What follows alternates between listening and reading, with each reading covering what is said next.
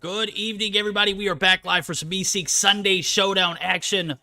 It's week 50, guys. Wouldn't be here if it wasn't for HyperX, Trovo, JuJu Energy, and SXC Finger Sleeves. Guys, be sure to use code Meseeks at checkout. Again, this is your boy Verdict, reporting on another live Saturday or Sunday night. Good God, it should have been a Saturday night as long as we were casting last night, bro. But in the lobby with me right now, we've got Day on the ones and twos. Day, how are you doing, bro? Doing pretty good. Looks like I got my login right for the game, so we're going to get rocking and rolling into that. Should be a fun one. Pepe coming through with 20 Raiders. How's it going, bud? How was your stream? Appreciate you, Pepe. Hell of a guy. Appreciate you, my guy. I know you guys are actually playing tonight, too, man. Good luck to ARP. As I was taking a look at the actual bracket. And Mayhem drop out last second, and ARP fill that slot. Take a look at it. Status Quo going to be one of those teams we're going to be looking for here. 11D as well as Zygnus, Tribe, ARP, and Seminole. Some of the top names. You got Storm F4 in there too. Good to see them participating in a community tournament. As well as Devious. Some of the names that stick out to me whenever I'm looking at the bracket for myself. Obviously, there are a few other teams that we've got in the lobby. As a matter of fact, I'm taking a look at them right now. We've got Tribe and Reborn up first. Reborn, not a team I'm familiar with, but if they can hang with the likes of Tribe, I'm hoping to see a decent best of three, but, you know, Tribe is Tribe, so we'll see how it pans out as I'm looking at the maps and everything for you guys. Hardpoint Crossfire, S&D Summit, Domination Firing Range, Tribe opting to ban, Annihilator, Sparrow being banned by Reborn. Pretty basic. I did send you an invite, but I guess it didn't go through. Pretty basic, bans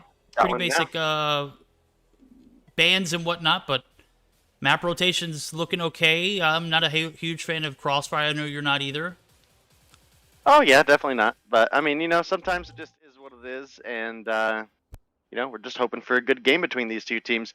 Fortunately, Hardpoint Crossfire, one of the better options. You know, I mean, there's only 3, right? But it's at least not Domination on Crossfire. So it's pretty doable. Search and Destroy going on to Summit. I think that's one of the better maps or modes for Summit as well. And if we do go to a Game 3, we're going to have a Domination on Firing Range, which I think everybody likes. So absolutely. Nonetheless, game number 1. We're going to be on board with Bolu off the bat.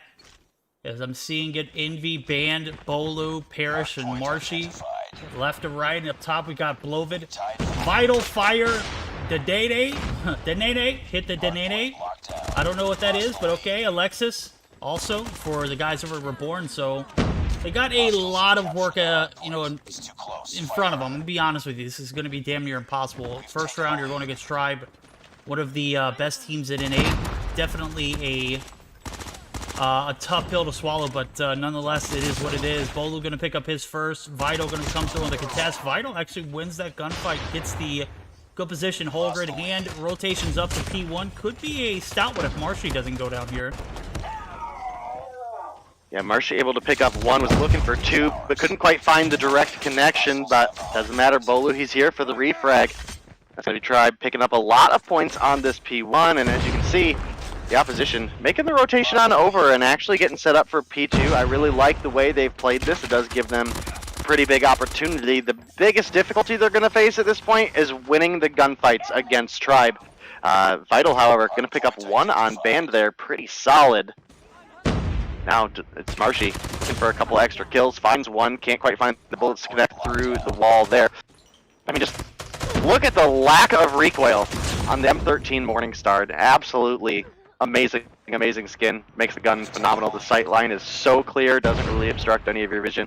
It is a clean red dot, and that comes stock on it when you purchase your gun. So I know we were having this discussion yesterday, and it makes sense. The M13, obviously one of those newer weapons introduced. It's viable, very viable in Battle Royale, but you know, this is multiplayer, and to see a gun like that to be used with that particular skin, it definitely has an advantage. But you know, overall, I don't think it's just completely broken. I think the gun itself is great. I think the skin itself, if you pay for it, good for you. But I'm not dead set on having something that you know, you could benefit from in that regards. Nonetheless, hey, do your thing. Marshy popping off, picking up 9 so far. Blovid actually going to pick up his. He's got a pretty good, decent amount of kills himself. 7 on board. Taking a look at the score feed. 8 and 6 for him. 10 and 7 for Vital, who's also positive. That's major for a team like this, who, again, we don't know too much about, but interested in see how they pan out against a top team like Tribe. Yeah, you're absolutely right, and you have Marshy dropping down looking for another kill. Can't quite find it, but MB is going to give him the assist. Doesn't matter. Marshy finds the next 2. Finds number 3 as well, taking down to people left and right. 12 on the board for him. They get 13. Maybe a little bit premature on the kinetic armor there, but ends up working out nonetheless. Finds another on the point. Look at that. Just look at the accuracy of this gun, man. Goodness. 15 on board for Marshy. He's got himself a Predator missile. Blovid going to be another casualty. Actually, Bolu going to get credit for that kill. Been spectating Marshy for so long, I forgot about everybody else. And I mean, look at the scorecard. Why would I spectate anybody else? Marshy, 16 and 4, literally cracked, pulling out that Morningstar skin. I like the way it sounds. I'm not even going to lie to you. Sounds absolutely just like a gun I would want to fire. Oh my god, does lose the gunfight there against Blovid. We're going to see the rotation of the P4. Predator missile coming through. Reborn going to have the advantage off the top, but I do see Bolu for contest. He's actually taken out, so they're not going to be able to anchor spawns here, which could actually boost the guys over at Reborn into a position to contest up top. Only about 60-point lead for the guys over at Tribe. That's slowly dwindling. What is Bolu doing? Is he on his iPad? What is that? Nope, that's a Dragonfire. Just kidding. I thought he was on the iPad on the game, not like iPad playing the game. Lol. Lol. Terrible pun. A little bit, but that's okay. We're always happy to get to work with Verdict here, but it's looking like Tribe going ahead, getting set up for the P5 here, and Bolu does have the TAC-5. The new operator in the game does give your team a 50 just work through walls, which is a little bit broken IMO, but, you know, it is what it is. On the hard point and a couple sentry guns, so I don't know, shy of a miracle. I don't see a break coming through here for anybody. No. I don't think anybody gets in at this point. No, P5 is like one of the hardest ones to break in. It's not because of its location. It's because, well, actually it is kind of the location. It's not necessarily in a building that's not compromised, but it's not like P4 on standoff, but it's practically like that, though. The line of sight, the open avenue that you can hold back on the backside of the spawn is ridiculous. It gives you open range to take people who are coming through out, gives you plenty of cover, and Marshy utilizing the Goliath very well is going to be able to take game number 1, 150 to 83. Got to give it to the guys over at Reborn, though. They came through and they did not shy away from a good challenge, and this best of 3 is going to go down to the wire here for them to redeem themselves. It's going to be a S&D on Summit. Good God, I almost threw up in my mouth. Obviously... Oh, come on. S&D and Summit is not that bad. It is definitely a little bit defensive favoring, and we'll probably see that reflected in a fair amount during this game. But you're right. Reborn, they showed up. They put their best effort forward. They actually had a really solid mid-game. Were able to capitalize on a couple big gunfights and take some points in their favor.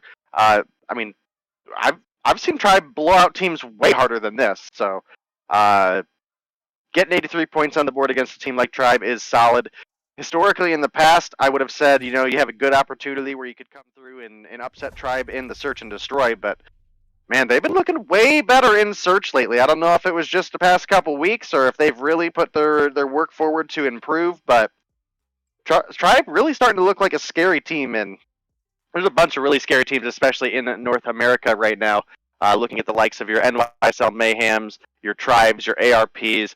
Obviously, Zygnus and Eleventy aren't North American, but they are competing in many of the North American events, so you got to give credit to them as well, because they're a devastating opponent to go up against. Oh, yeah, when you can take Search and Destroys off of Zygnus and you can do it with a bit of ease, that'll definitely speak volumes about how much Tribe has improved in an S&D format. Like, weeks past will say that they haven't necessarily struggled, but they don't look as good as they do now.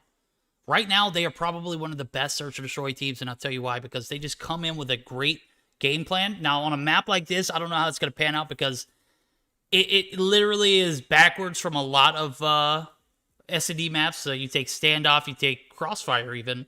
Those are maps that you could heavily rely on a sniper to get those opening picks. Here, it's, it takes a special talent, kind of like on Hack the Yard, almost. Hack the Yard probably a little better to snipe on, but this map, so many close quarter encounters, it just makes it almost impossible to get a good sniping point.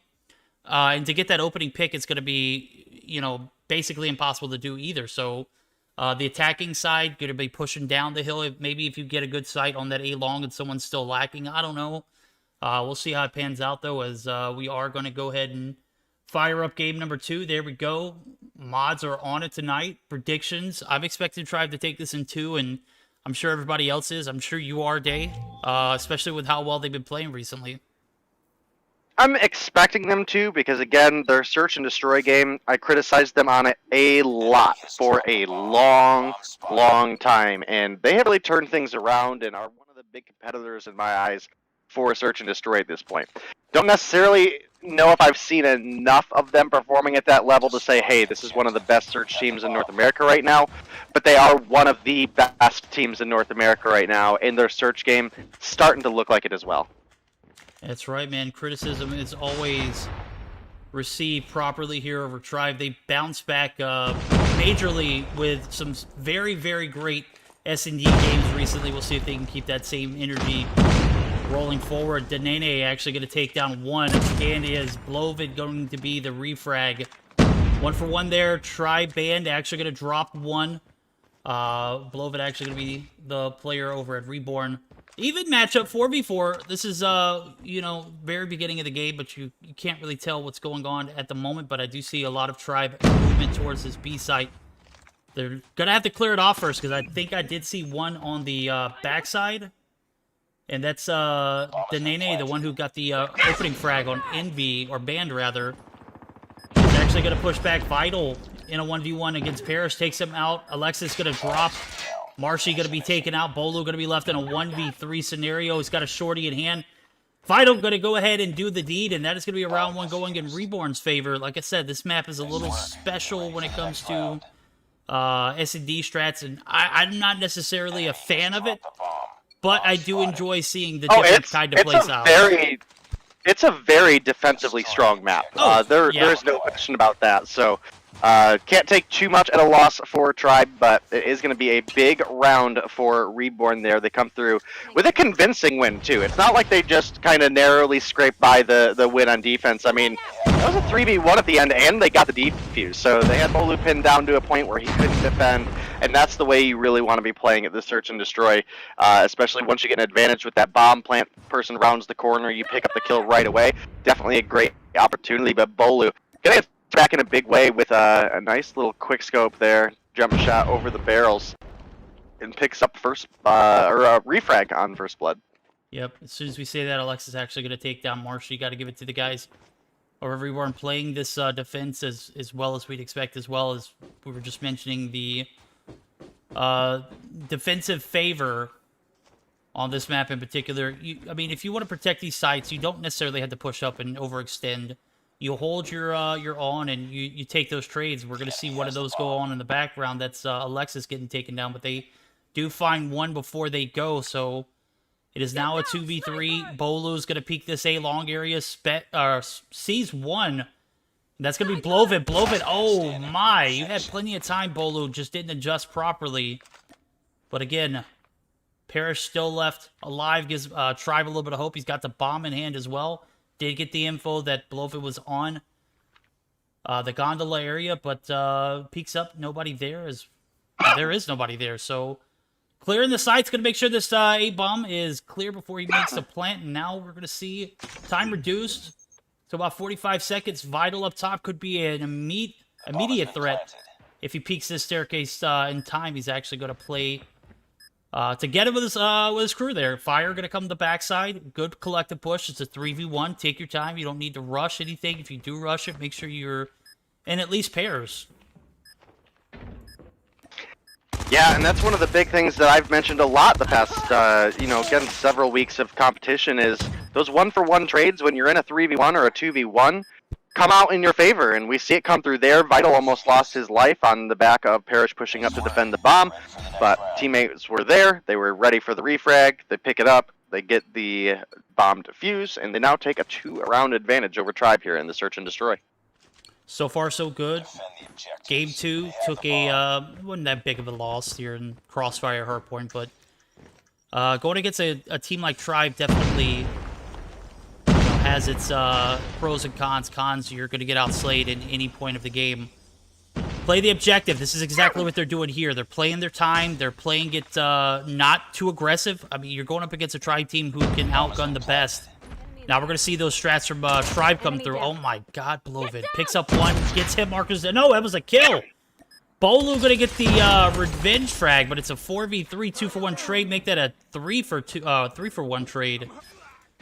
Marshy going to get his first on board, but it's going to be traded as well. And I got to say, the S&D on Summit has definitely fared well for the guys over Reborn. They're now again in a 1v2 scenario. Bolu going to be pushed from the side, make that top snow area, and now the bomb's going to be defused. 3 rounds in a row. Reborn looking pretty good so far. Might have ourselves an interesting search and destroy. Yeah, definitely looking like it. 3-0 for Reborn Tribe. They're on the offense, which again is the weaker side on this map, but this is a team we do expect to do a little bit better here. So, like I was saying right at the beginning, I don't know if I've seen enough search out of them to know that they have truly stepped their search and destroy up and are one of those top teams. I still think they have a running for it, but you definitely do expect a little bit of a better show here up against a team like Reborn. They're a little bit less known. I'm not at all trying to insult how good or bad of players they are. I mean, I'm just, you know, putting out a point here that we expect Tribe to have a little bit better of a time against a team that you know, there's not a huge following for. And right now, it's not just the positioning, it's not just the defensive side being stronger. It is also that Reborn are just winning more of their gunfights. They're just getting better trades. Yeah. And that's why every single one of these rounds, we see them sitting up, you know, like right now, 4-2 on the board, and it's just going to be Band and Parrish making that rotation over to A. But Reborn have played their duos really, really well in this matchup. They have, and they continue to do so here as they got a 4v2. Make that a 3v2 as Band and Parrish collectively push 1, 3, or 2 are better than 1 in that sense. No trades made. And I got to say, I'm not necessarily, you know, picking on Tribe when I say this either. It's just I'm starting to see that old Tribe team come out in this search or destroy in particular. I don't know if it's this map or maybe it's this team. I don't know. Maybe Reborn just an absolute cracked search or destroy team. We haven't seen a lot from them. The gunfights do fare Tribe this time around. They take a round for themselves, 3-1. But again, I'm starting to see like little hints and subtleties in their search or destroy game. That was the only round I've seen them play as collectively, and they had to because there was only 2 players left. The 2v4 clutch came through. It's real. And it's based on the fact that they pushed in together. They had every angle covered for themselves. Now, we're going to see if they can continue that in the attacking side, but it's going to be the last time they get the chance to do it, so maybe they'll take a hint from that last round, and maybe they'll decide that they can't take out this Reborn team one by one. As I say that, Marshy does find one. Pushing through the spawns all the way up to that A-long area, but as I say that, Envy drops as well, so 1-for-1 trade's going to come through, and now we're going to have a 4v4 scenario. Yeah, definitely looking to be the case right now. We don't have a bomb plant for Tribe, but Parrish going to drop down. Should be able to find one. Can't win the gunfight against Vital. And very quickly, that 4v4 has turned into a 3v2 as Bolu does get the refrag onto Vital. It's Bolu and Marshy. If any 2 players on Tribe were going to be able to clutch this one up, I would definitely think it would be these 2 together.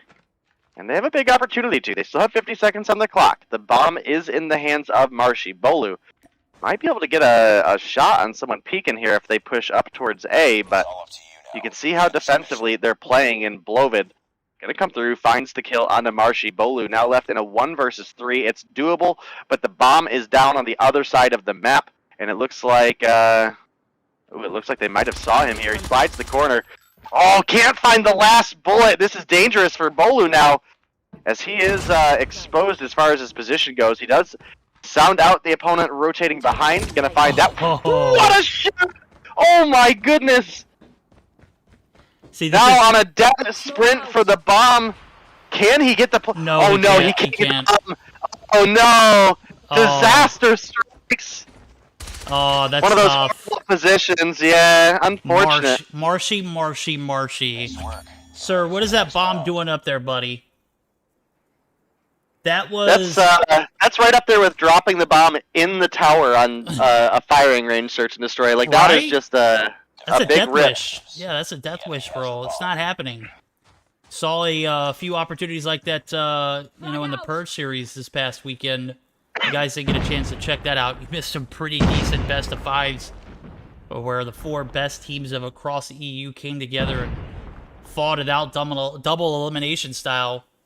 Nova took that game, or that matchup. They were the champions for that. It was a hell of a day for us. Got the chance to cast for like, what, 5 hours straight, dude? And we killed it. It was a good time. Oh, it was great. We had a lot of fun. The teams I know had fun. The spectators were going crazy. So definitely a lot of fun to be had for everybody, and definitely largely a just a great event. If you guys missed it, make sure you guys go back and watch that.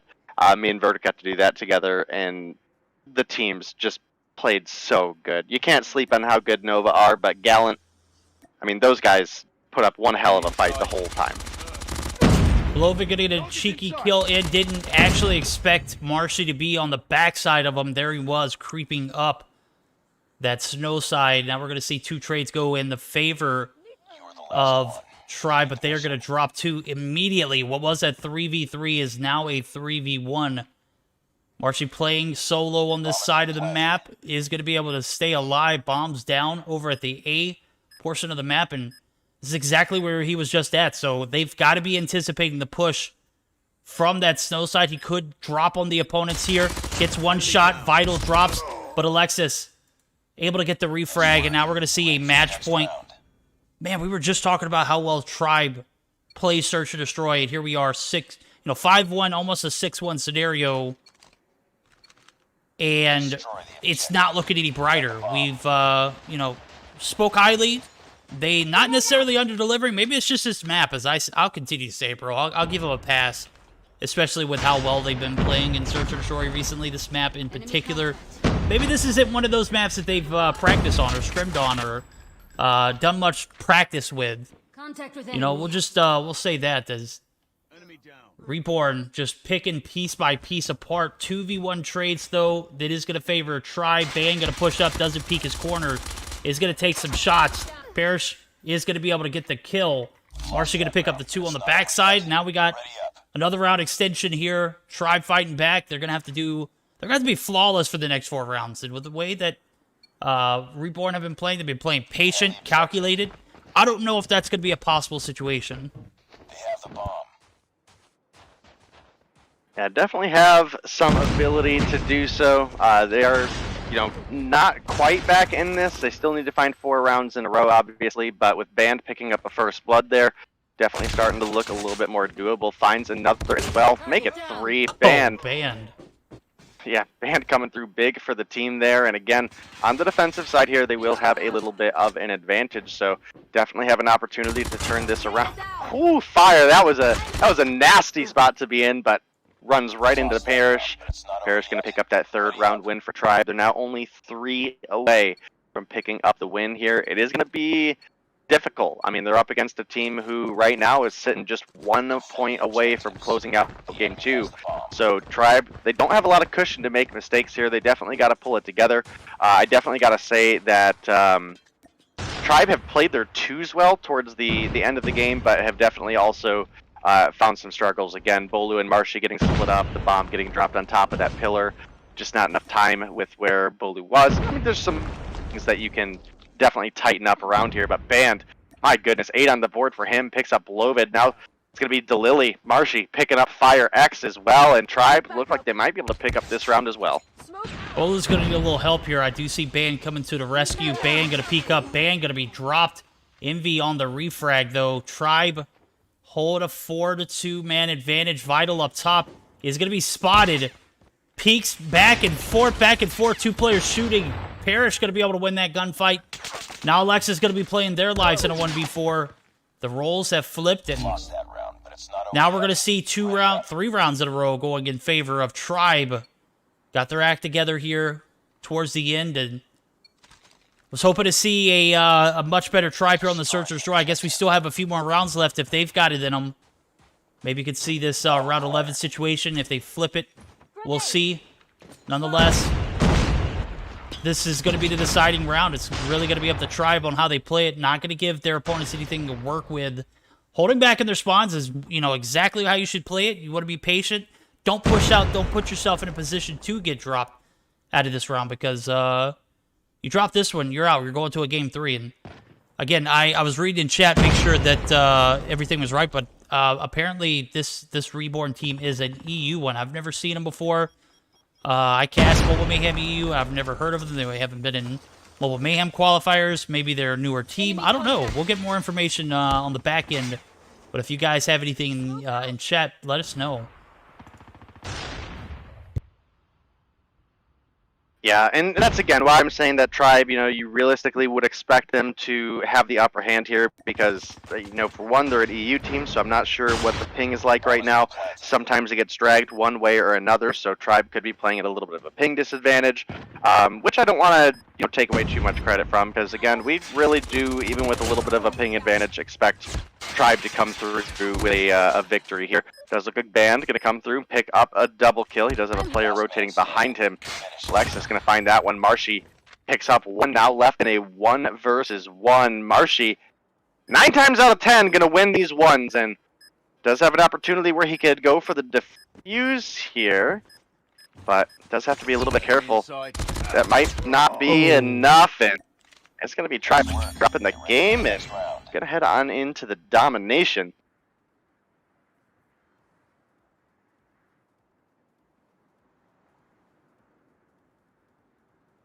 Took a look at Bolu's channel just to see what kind of ping they were playing on. It looked like there was a 21 ping, so not necessarily going to blame this on the ping. I'm going to blame this on the fact of Reborn coming in and playing those first couple rounds practically flawless. They pick up 4 on the defense early. They capitalize on a few mistakes Tribe made here and there, and it's a 6-4 situation. Game number 2 going to go in their favor. We're all tied up going to a game 3. Would not have expected to see this one go the distance, but here we are. Take a look at the scorecard here. 11 kills on board for Blovid. I spectated some of his shots, dude, was on point. Even when I wasn't at his perspective, I was actually in Bolu's, and the shots were just literally every single shot that I see him take were chest and above, just freaking ridiculous. Bolu reaped one of those bullets a few rounds back, and when you're able to get that kind of that kind of sniper support on a map like this, it's definitely going to have a high impact. As we're taking a look at it, Marshy, my God, dude, Marshy dropped 13, 10 for Ban. We saw him pick up 3 back to back in that round 9 situation. Now we're going to see this game 3. It's going to be an interesting one as I'm pulling up the best of 3 rotation because I really didn't even look at the third game. I'm going to be honest with you. Wasn't discounting Reborn, but I just never had heard of them. So I was going to consider this a 2-0 in favor of Tribe, but now here we are. Domination firing range. Day, what are your thoughts? Well, going into a domination and firing range, I hands down have to give the advantage to Tribe here. Their respawn games have always been on point. Domination, one of the stronger modes for them, I would say. Obviously they're a good hardpoint team, but they play very, very well in domination as well. So I have high hopes for Tribe team to come through with a 2-1 victory here. But if the upset comes through, I'm definitely going to have to start looking at some of these players on Reborn, because if Tribe weren't playing at a big ping disadvantage and they were able to come through with that win on Search and Destroy, Reborn Reborn might potentially be an upcoming team. I mean, obviously this is the first time I've seen them. I don't have a lot to go on, but it's no easy feat to take down one of the #1 NA teams, especially again when they're not playing at a disadvantage of ping. So definitely could be a solid EU team upcoming. Could be, as I'm looking in chat now, and Yaya is telling me that this is not an EU team. What are they then? Based off of what I'm seeing, I couldn't tell you. Tribe, however, they can tell you what's going on here. They're going to get the early push up to the B site. Going to go ahead and try and secure this push. 2 players down the backside. Firing range not safe. Going to go ahead and clear it off. Vital going to pick up one. HyperX going to pick up another. That's going to be the re-clear coming through. About 30% down. Tribe still have a little bit of traction there on that B side. They're actually going to push up for the A. MB going to do a decent job. M13 in hand, absolutely OP. They get the double. No home flag for the guys over at Reborn. They are down and out. Triple cap early. Tribe doing what they do best, and that is great map control, great communication, and everything seems to be on point. We are going to see the push towards the A site coming through, but it's going to be halted. Man, Tribe just absolutely stunning here in this third game. Yeah, and again, this is pretty much what I expected out of them, and they're coming through with a strong 50. Big cap come through. They've already got themselves a 20-point lead. Nothing that is, you know, set in stone. Definitely could see a comeback happen, but Tribe and Respawn, I have no question that this is one of the best Respawn teams, so we'll see as we move forward. Marshy able to pick up one there, Parrish and Van picking up as well. The triple cap. Look at being dominated. Take those positions. Enemy has Alpha. Hunter-killer drone deployed. as well, and Friendly hunter-killer this drone deployed. trip have to be devastating very, very quick. Yep, real quick. Triple cap coming through, 15 points only on board for the guys over at Reborn. They had a hell of a search and destroy run, but this is where Tribe just seemed to thrive. They'll continue to do so moving forward. 60 points now on board, and yet not a triple or not a home flag for the guys over at Reborn. So, yeah, you made the good run, took it the distance to a game 3. Can you back it up though? And that's what I was looking forward to seeing. It's definitely not the case. Reborn a little bit out of their element here. Not able to recover quickly enough as they do get the A-cap to come through, but it doesn't matter. Round's over. 75-15. That is a massive 60-point advantage going over to the second half. And I'm looking at it. They're a Latam team. Okay. I appreciate that, Yaya. You are a very informative person, man. Great to have you on board. Enemy taking Alpha. They're aliens from space. Oh my goodness, man. 60-point advantage going into the second half. I want to believe there's a case here, but I can't see a team making this big of a comeback against Tribe. I mean, I can't see it happening, man. As much as I want to. But, you know, we said the same thing about Nova last night whenever they were going into that hardpoint game and they were down by 100 points, going into that P4 rotation. Yeah, but that was two evenly matched teams. You're right. You know, like a little different there. I mean, the triple cap's already coming through again in the second half. I mean, this is kind of rude, if you want me to be honest here. Losing Alpha. OP strats from Tribe early on here in the domination, just doing domination a disservice to this Reborn team. As a matter of fact, oh my goodness, I see body shooting coming out of Reborn. What is this? I wouldn't even expect Eddie to. I wouldn't even pay attention. I'm looking at the KDs, and besides Lovid, I don't see anybody else putting up numbers right now. As a matter of fact, Vital just picked up his first kill. He was like 0-12 for the longest.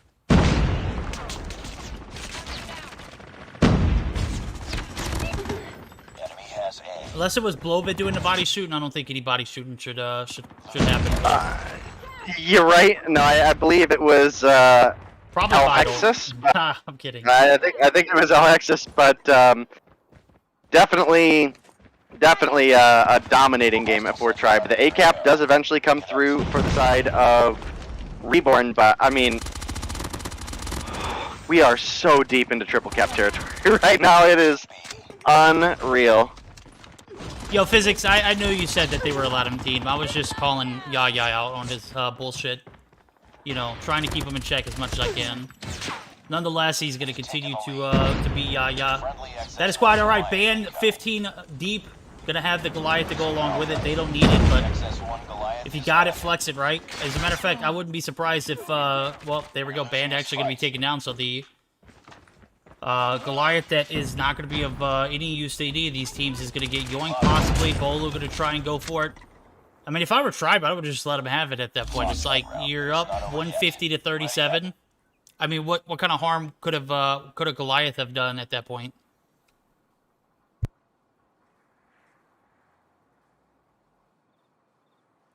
Yeah, I mean, huge comeback game for Tribe. They're obviously a little upset they had to play that third game, but hey, it is what it is. And Reborn, unsure of their origins at this point, but I mean, again, they took a game off of one of the best teams in North America, and that's nothing to scoff at. No, it's not. According to Yaya, they're from space, so encounter from the you know, beyond, maybe. I was expecting maybe a better domination performance, but 3 players in a lobby left for them to see stats on. Blovid, I would be proud of that. That's 17-16 against a Tribe team who just literally steamrolled you in the third game. Definitely something to be proud of, but you looking at Tribe stats, they're all on point. They fed the entire game, or they feasted the entire game. Good God, Verta, get your act together. That was a very uneventful domination. I don't think I've ever seen one quite that bad. And not being disrespectful when I say that, I don't think I've ever spectated one that was 150 to 37. That was pretty, yeah, that was pretty devastating. I do think there was a couple Mobile Mayhem seasons, or a couple Mobile Mayhem games a couple seasons ago that I think we might have saw like a 150 to 8, which is wild. I mean, that's just straight wild. Oh my God.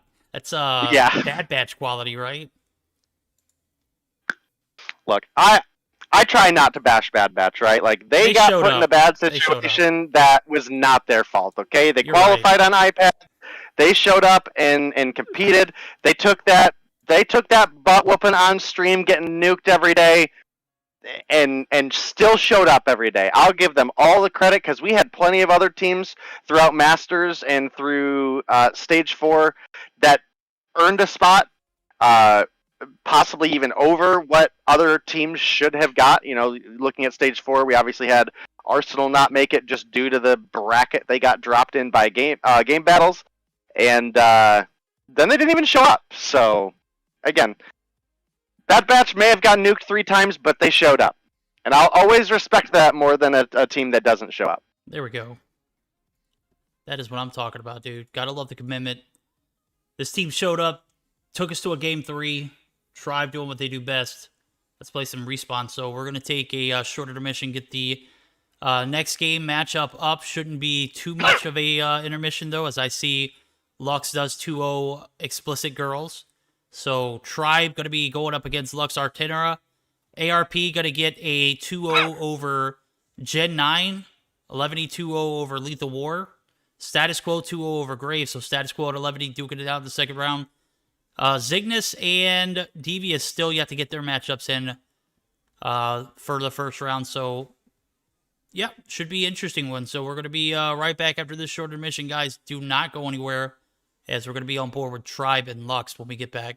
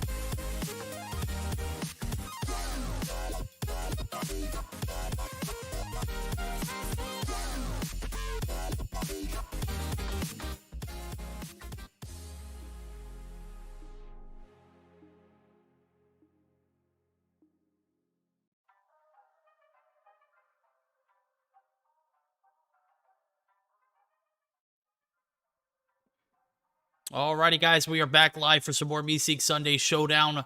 We've got Tribe in the lobby. We've got Lux in the lobby. We've got our best of 3 drafts across the board ready to go, I believe, as I'm taking a look at it. We're going to be starting off on a hardpoint takeoff, followed by an S&D on Summit. Oof.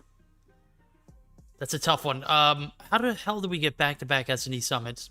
Dom Hackney to finish this off. This is the ugliest best of 3 I've ever seen in my life.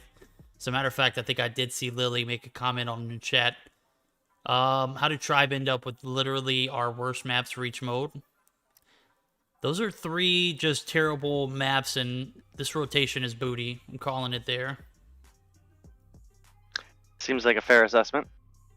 Fair, yeah. Fair is an understatement. This is probably the most disgusting best of 3 I've ever seen in my life, and I've seen some pretty rough ones. Only way to make this even worse. I don't think you can. Can you make this worse? Maybe switch out Hackney for Crossfire. I don't know, dude. That's still pretty bad. Let me go double check what we've got. Take off Summit Hackney. I mean, you could maybe take out the S&D Summit for Crossfire. Okay. Which is by no means the worst mode to play Crossfire on, but it is very offense heavy on that B-bomb. Yeah. My goodness. You're absolutely right. All right, nonetheless. It's pretty rough though. Definitely a pretty rough best of 3. This is just downright gross. Pain? Yeah, Spain without the S.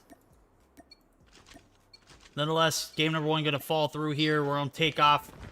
The reskin of Stadium map that was probably even worse than this one is. Definitely not a favorable map for anybody. I mean, it was a cool map when it came out in the sense that it just had a lot of detail in it, but the way the map plays is just awful. No, and then you go underneath Stadium, or not underneath Stadium, but like the stands area. And there's always someone camping in the corner with a shotgun. It was just, the shotgun, yeah. Man, and then you had someone right outside that place, so you couldn't even get to it with a sniper. It was just, it was toxic. It was a terrible map. What are we talking about? The detailing was great though. At the time, it was a great detailed map though. I enjoyed playing it for the most part, other than the fact that a few exploits for where players like to camp at and. I guess you get that on pretty much every map, though. Yeah. Yeah, it definitely can be a rough spot, but something that we just obviously have to live with. So as long as COD wants it put in here, it'll be in here, I guess, right? Gotta allow these teams to get all practiced up and ready to go for Worlds, or half Worlds. A new Worlds. Hardpoint contested. That was awful. That's horrible. That was yeah. Absolutely tragic. Yeah, that's tragic. P2 top staircase not safe. NB gonna be holding the bottom portion of it. Gonna hold the push over from the construction side of the map. We're gonna see the push come through for Lux. Lux neck and neck. 34-31. Tribe trying to inch a little bit of a lead here. Not gonna get it easy.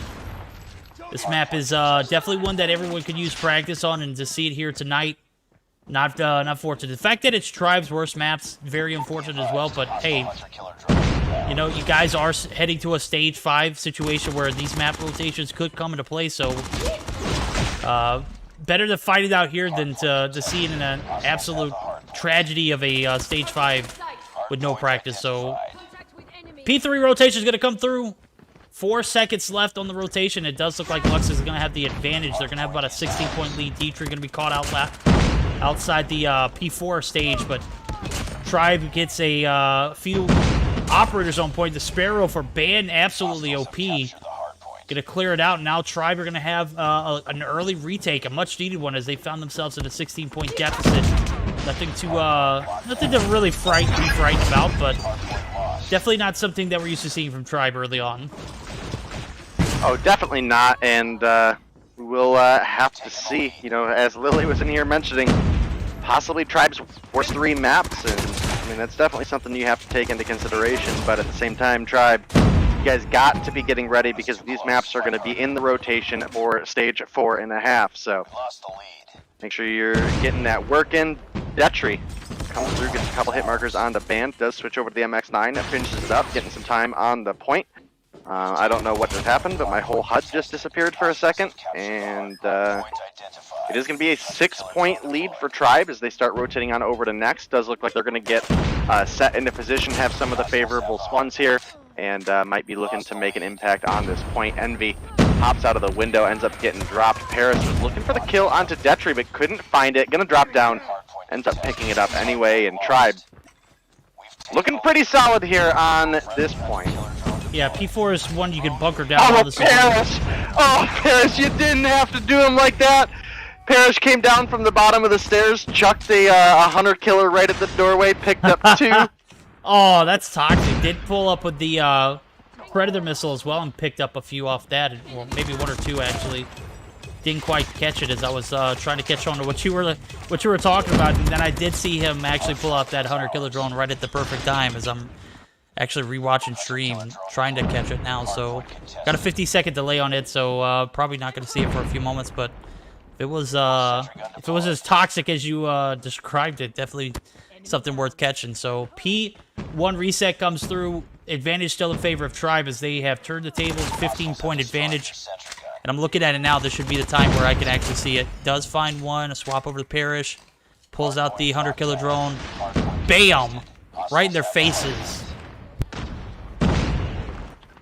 Yeah, definitely a solid play for them, but even with that good hold, they're not that far ahead, and as we get to this P1 reset, you've got to be watching some of these top angles. Tribe, they do have some of the head glitch available to them on the point, but again, pretty much at all corners of this map, there's someone who can be above you and will eliminate some of that advantage you have from the head glitch. And you can see Marshy trying to play that point right now, going to pick up 1 onto Poo iOS. Bolu going to find 1 onto Dios. Band come through with the Sparrow as well. It's Tribe filling up the feed right now, looking pretty solid. And now Detry looking for a little bit of a positional advantage up above P2 here, but Parrish makes the rotation through behind. Band in the background finds 3 more with the Sparrow. 4 for him with that operator.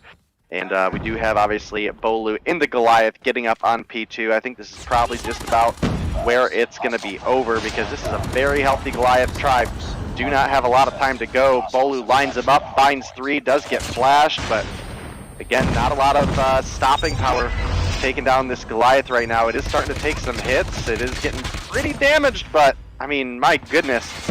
Even at this low HP, he's been able to force enemies back. So, how? This thing has 1 HP, 1 bullet. Thank you, Justin. Comes through, cleans it up, and then gets dropped by Parrish's Sparrow. Bolu gets a respawn and is up a couple kills with the Sparrow himself right there. And Tribe looking a little sketchy at the beginning, but a good P1 and a good P2 come through and pick them up the 150-89 win. Yep, it was a little bit of panic there early on for Tribe. They found themselves in like a 15 to 20 point deficit. Able to turn it around, regroup. P1 resets was very fruitful for them. They had the Goliath in stock, went ahead and utilized it. Bolu got pretty much all of that time up top. Needed to secure them that little comfort zone that if they went to a P3, that it would have definitely went their way either regardless of that P2 ending. So 150-89 win. I don't think the guys over at Lux actually got a point off of that P2 staircase, so an absolute dominant performance there on the reset. The rotations were perfect. Everything on point. Tribe on the backs of some heavy firepower. 34 and 17 for Band. He picked up 19 more seconds than we saw on the hard point earlier as I was looking at chat and saw someone said, 1 second, 1 tick? That's all you got? Well, he gave you 20 there, and then he went double positive. Hell of a performance from him. 28 and 12 for Parrish right there below him, and 24 and 12. Nearly everybody goes positive with the exception of Marshy, who put up almost 60 seconds on the point. So you can't be mad at that. It's a decent trade-off. As Tribe take a 1-0 advantage, they're going to have to battle it out again on a Summit. Searchers, Roy. I'm not fearful for Tribe here, because if we go to a Game 3, they played domination very well, but again, it is on a Hackney Yard map, which nobody likes. nobody likes. Yeah, nobody likes domination on Hackney Yard. Everybody likes Hackney Yard hardpoints or Hackney Yard searches. I don't like Hackney Yard at all when I play, but then again, I'm not very good at the game, so I can't I can't really say that you know, I favor one map or another. I just know I'm not good on Hackney Yard, regardless. Understandable, but definitely the game come through for Band there with 34 kills on the board. Definitely an impressive scoreline there. More than double of the kills on anybody on the other side, and for a large majority of that game, you wouldn't have known that Band was slaying out the way he was. I mean, him, Parrish at 28, Bull at 24. Looking over at the opposition for Lux here, I mean, we're looking at 16 as top frag. It's pretty close after you fall off there. Dios and Justin each with 15, Detry with 14, and Saint down at 10. But I mean, with as positive as Tribe was as a whole, I don't see how that game should have been basically a 150 to 90. Yeah, it should have been. Based off of what the KDs were for Tribe, it should have been well over. As a matter of fact, could have been a 150 to 37 type situation like we saw in the domination earlier. But these guys play the objective when they need to play the objective. They get the job done, and that's all that matters. So we'll see if they can get the job done here on Search and Destroy Summit map. We saw it earlier. Wasn't very convincing that they could be that reformed S&D team, but then again, this is not a your standard S&D map, so maybe this will give them a chance to pick up on some mistakes that they made early. D-Tree actually almost bites the dust early. As I said that, I believe that was Bolu up top going to be taking some shots. Going to go ahead and push on down. No traction made on either side. I do see the bomb in Envy's hand, who's up top control. They have complete control over it. Poo iOS is going to bite the dust early. Justin gets the refrag, but Marshy does a little bit of damage before he goes. Yeah, right now it is definitely looking like Tribe struggling again on this Search and Destroy on a Summit, and them dropped games to a unknown team last time around, so definitely a bit of an opportunity for Lux to come through and shake things up a little bit. I would say, obviously, this Lux lineup a lot more well-known than Reborn from earlier, so we know what Detry is capable of. We know what Saint's capable of. Justin, a little less familiar on Poo and Dios, but obviously Lux has an eye for talent, at least to some degree, with the pickup of Detry here from. I believe he's on. I think he's currently on the ARP roster. I don't know. A lot has changed, obviously, in the past couple weeks, but I think we saw him play in Mobile Mayhem with ARP or something of the sort. So Bomb going to be defused. Tribe not going to be there to defend. Dios gets the job done. Lack of a bomb attention there. Obviously, they get pressured. There's a one-man push up front. Definitely halting Bolu, and I believe that was Envy who was still alive. Maybe it was banned. I couldn't tell. I was trying to read a message that I was being sent. Nonetheless, 2v3 doesn't pan out. Tribe dropped the first round. This is a normal situation because you're on the attack early on. You don't have your feet down in this matchup just yet.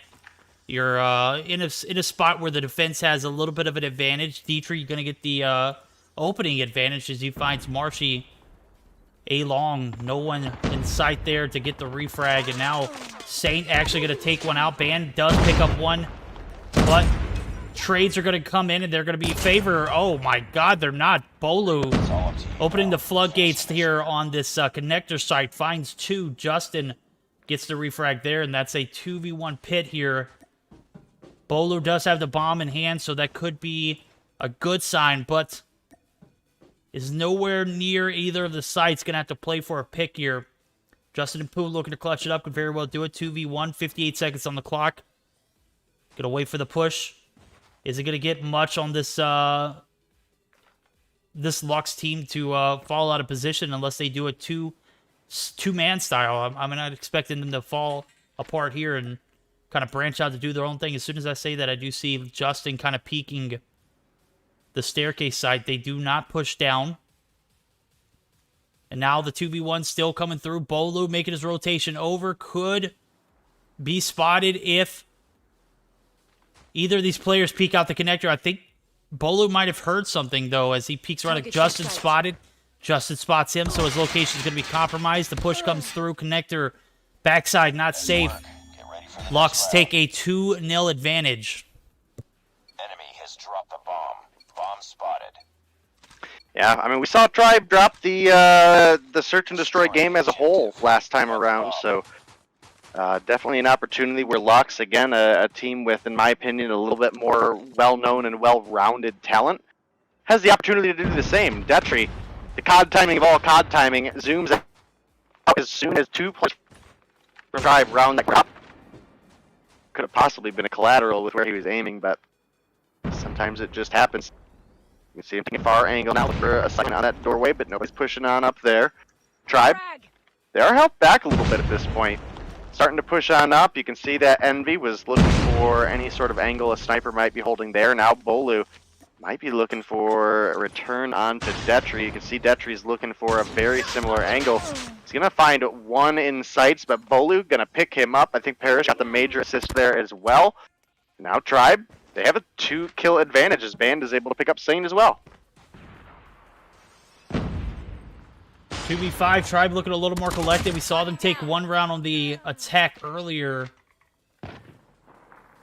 They can continue to play like they're playing here. Couldn't possibly see another one, but again, attacking strategies not absolutely on point here on this Summit map. It's okay. Don't normally play it on a regular basis. I don't see anybody else hopping on to Scrim on this map in particular, to be honest with you. So I guess get as much practice as you can to get in.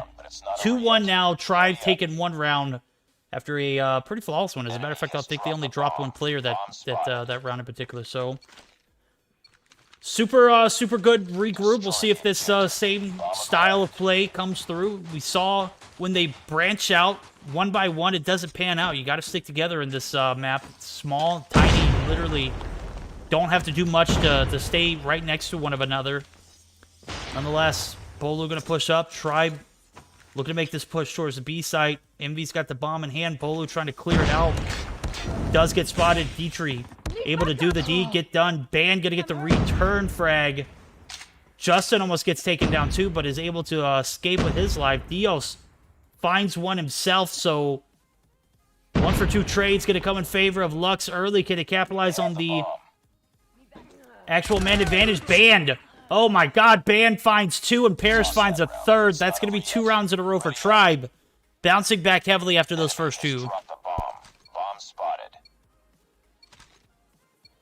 Yeah, Tribe might be able to take an advantage here, and they definitely would be in a good position if they were able to pick up this round. Obviously, they've just bounced out of this map, so even if it's one of their worst maps, they've got a little bit of warm-up and ready to go on it. And you can see Detri hops up in that angle once again, and it is going to catch a Band this time. So it's going to be First Blood going over to the side of Lux. Might be looking for another possibly here, but we do have Marshy poking out towards Poo iOS over here on the mountainside. Nobody able to pick up a kill there, but Dios is able to find Bolu and Envy there for the refrag.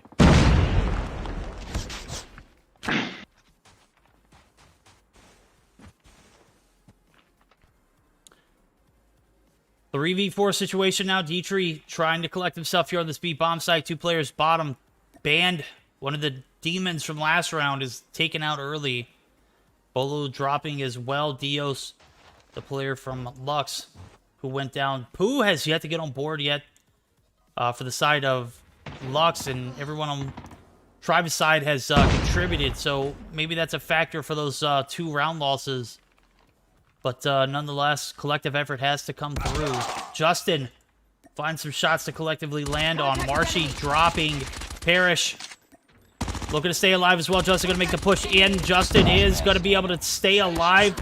But for how much longer? No, he is going to be taken out. Parrish picks up 1. Parrish going to be pinched. How does he get those shots? Goodness. How was he able to reload right in front of you, Saint? Nice work. Saint, you don't. But I did make a comment. Fortunately, his teammate was there. And guess who it was? It was Pooh, who picks up his first kill and is not playing like absolute Pooh anymore. They clutched that round up. They have the 3-2 advantage moving on to the second half. Grenade.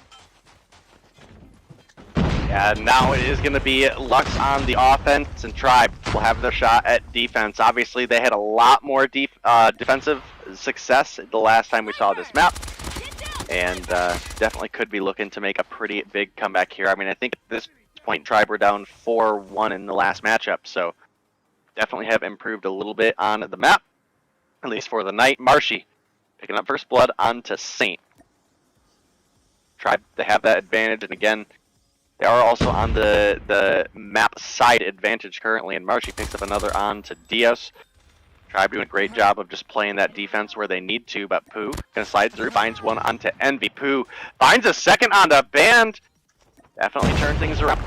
14 there, back to a 3 versus 3, and you can see Detry pushing on up towards the back. Shorty in hand was maybe looking to pick someone up, but no one's home, and now have to see if this bomb does get planted. Justin is here. He's got Detry with him.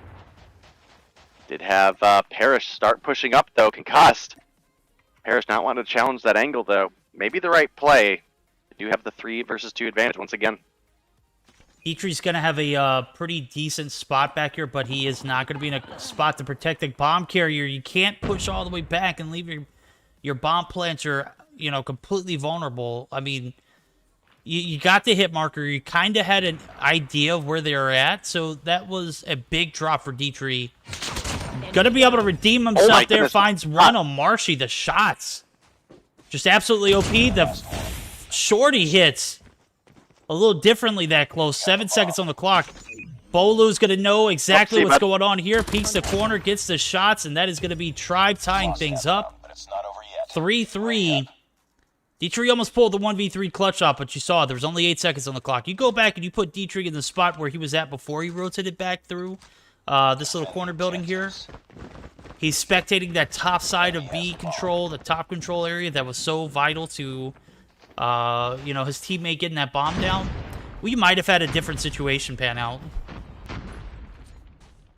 I don't disagree with you, and, you know, unfortunately, sometimes that's just what happens, and Detry playing super aggressive here right now with the DLQ in hand. I'm unsure if Bolu was able to catch him crossing, but definitely got a sight on him there, but Detry was able to see as well, and it's going to be Justin picking up first blood on to Marshy. Parrish in a good position to win the gunfight here, but Detry one shot with the Shorty going to clean it up. Tribe down 2-5 right now as far as player lives go. They're about to be down to 1 as Detry caught Envy rotating on to the backside. Literally a free kill for him there. 4-3. Lux still have a dog in this fight. They took the advantage early. They take 1 round here on the defense or on the attack. Tribe again, not one of their best maps. As Lily came in chat and let us know earlier, it's probably their worst one for Search and Destroy. It's quite alright. It's probably the worst one for a lot of these teams. It's not one again that I could particularly see, you know, teams get into a lot and be like, hey, I need to practice this this game mode on this map. It's just not happening. This map alone is probably a hard point map for practice, more so less, but get it where you can get it. As we do see Bane come through on the slide of a lifetime, picks up 2 to close the round out, tied again, back and forth affair. Lux making it interesting. Tribe looking to make this a 2-0. Just need 2 more rounds. Defend the objective. They have the bomb.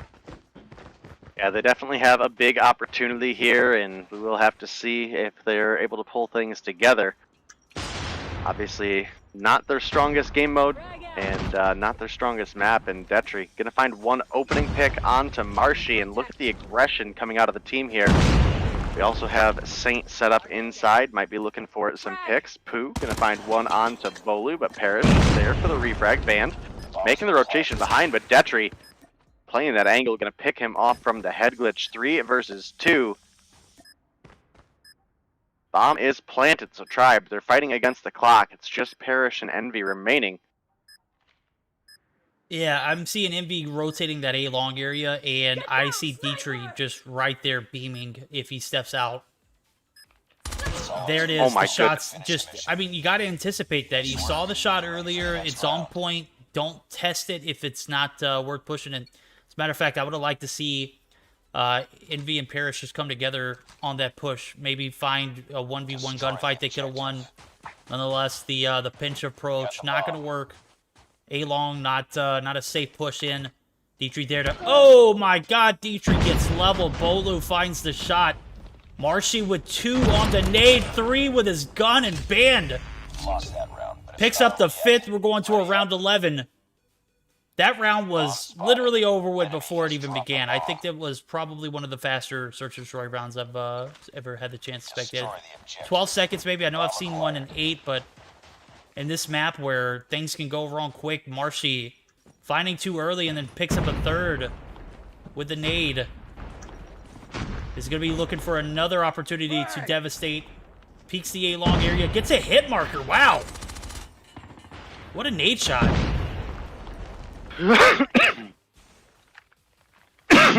Excuse me.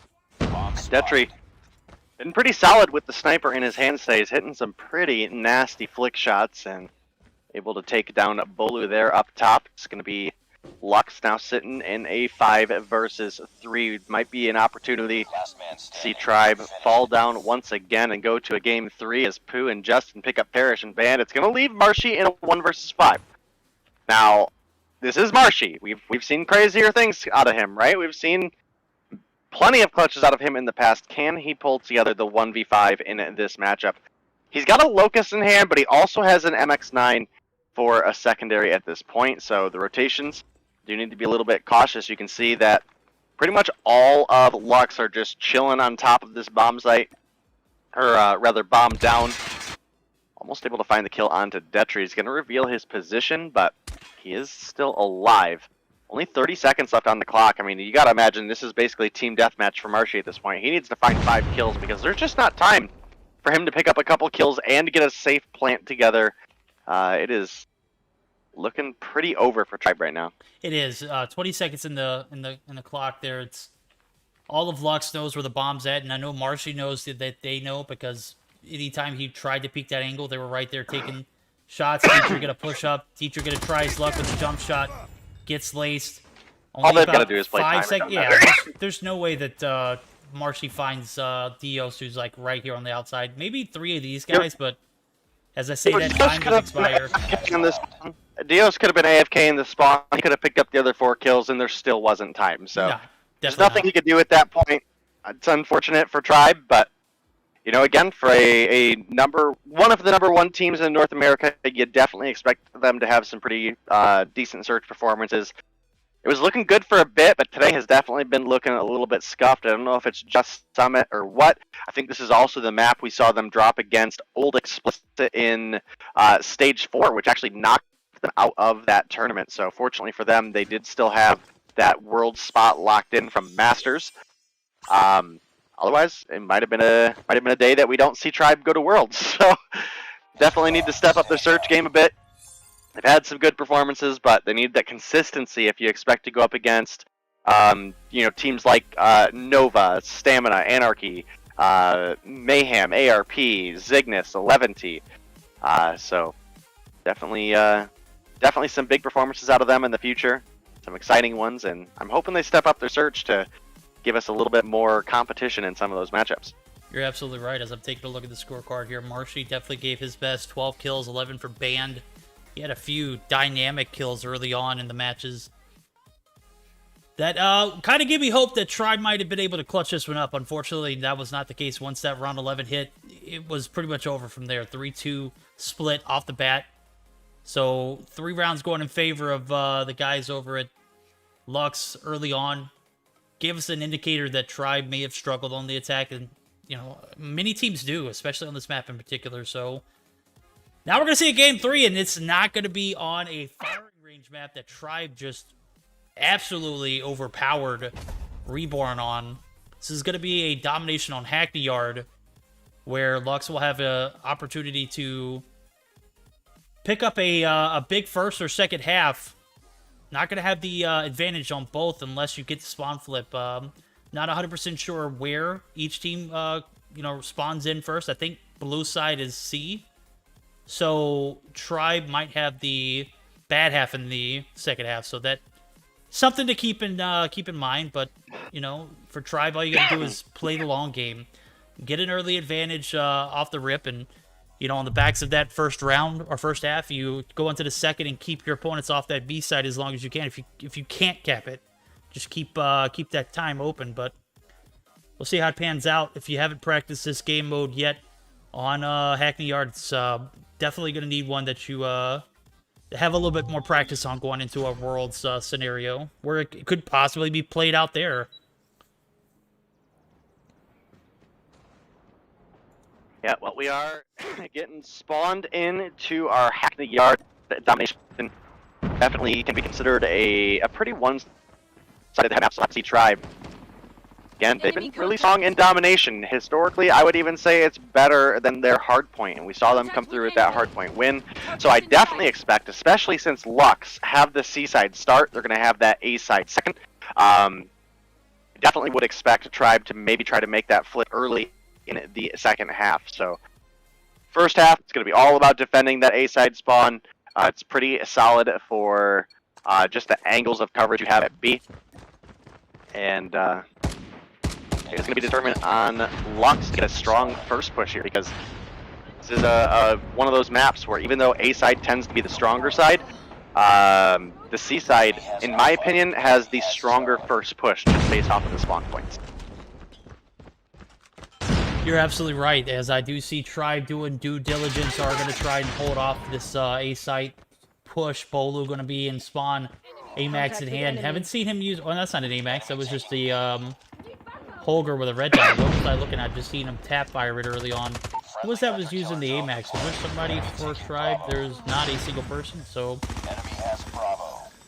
Are going to secure the B site early on. As long as they are able to maintain that A site, they shouldn't have any issues taking the advantage and having a hefty lead going into the second half. But taking a look at it right now, Justin and Pooh looking to make the flip come to life, and Marshy there to stop any kind of approach. But we are going to see one player on it. That's Justin. That's going to open up a little bit of room on B.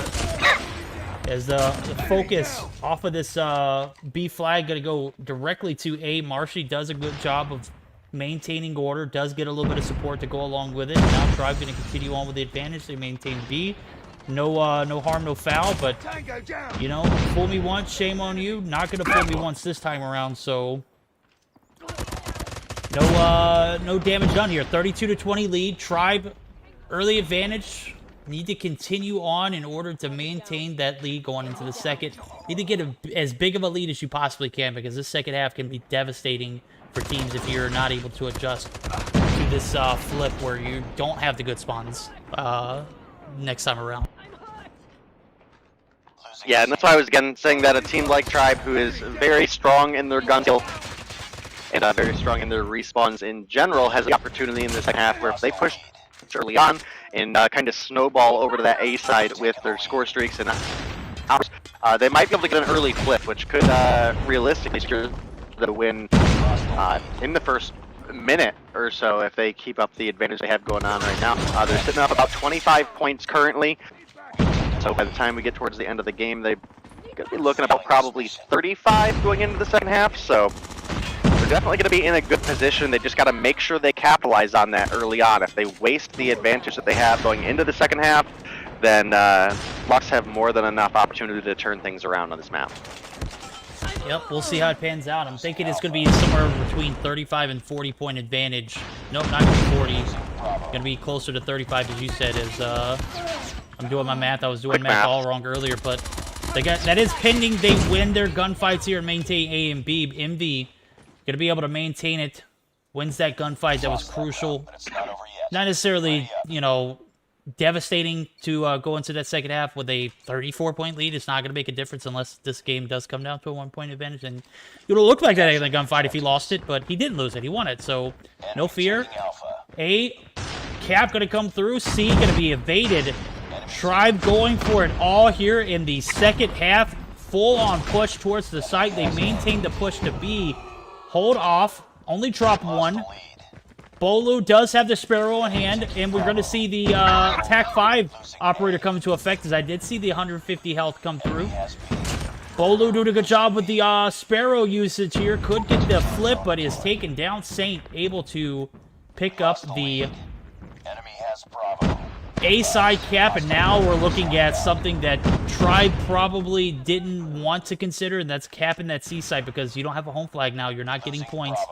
But they are going to double down. They're going to continue to try it, and it does pan out. 3 men on A, Got it. 1 on B. Decent job for Tribe. They don't opt for a home flag early in C because they didn't want anything to do with it. Now they're going to force the hands of their opponent. Has B. And this is exactly what you want to see if you're Tribe. I got to say, it's gutsy. It's a gutsy move. I've seen teams fall flat on their face early on doing this. But the second attempt is successful. Well played from Tribe. Couldn't tell that this is their worst map, though, Lily, if you're still out there in chat. Contact with enemy. No, I mean, they play Dom really, really well, and like I said, they're a team that plays aggressive and can capitalize on that early flip, and they were able to pull through with it as well. Bolu, 16 on the board, streaking out once again. Might get taken down here if he doesn't notice the player rotating up behind him, but fortunately, Band was able to come through with one there. Bolu finds another. He's now got a Goliath, a sentry gun, and a Pred missile. Doesn't even matter that he died there. He can safely get this Goliath out and get it into that cubby on B. They can lock this down for a long, long time. And realistically speaking, we're only about, I don't know, 15 seconds out of triple cap territory at this point, so.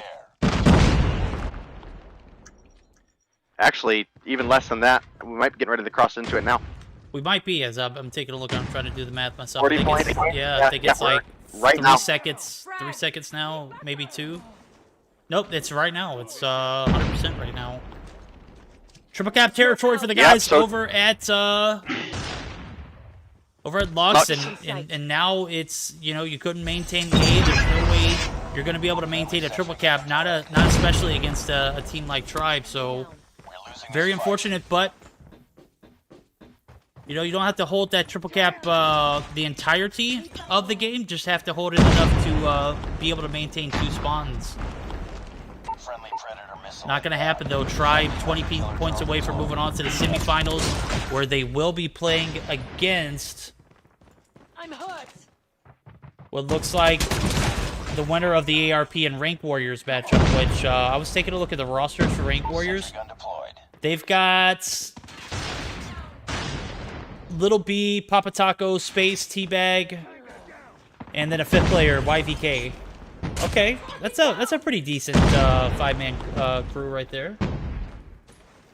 Yeah, decent 5-man crew, but I don't know if it's decent enough to take down ARP. So we'll have to see. ARP have obviously been having a little bit of roster struggles as of late, so we'll have to see if they're able to capitalize on that. But could very well be a really good game. I think that one's happening off stream right now, or is that our next game?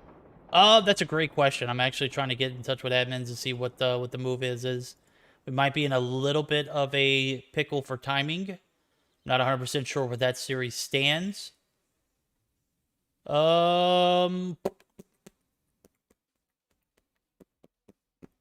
I will get back to you on that one. So we're gonna recap here.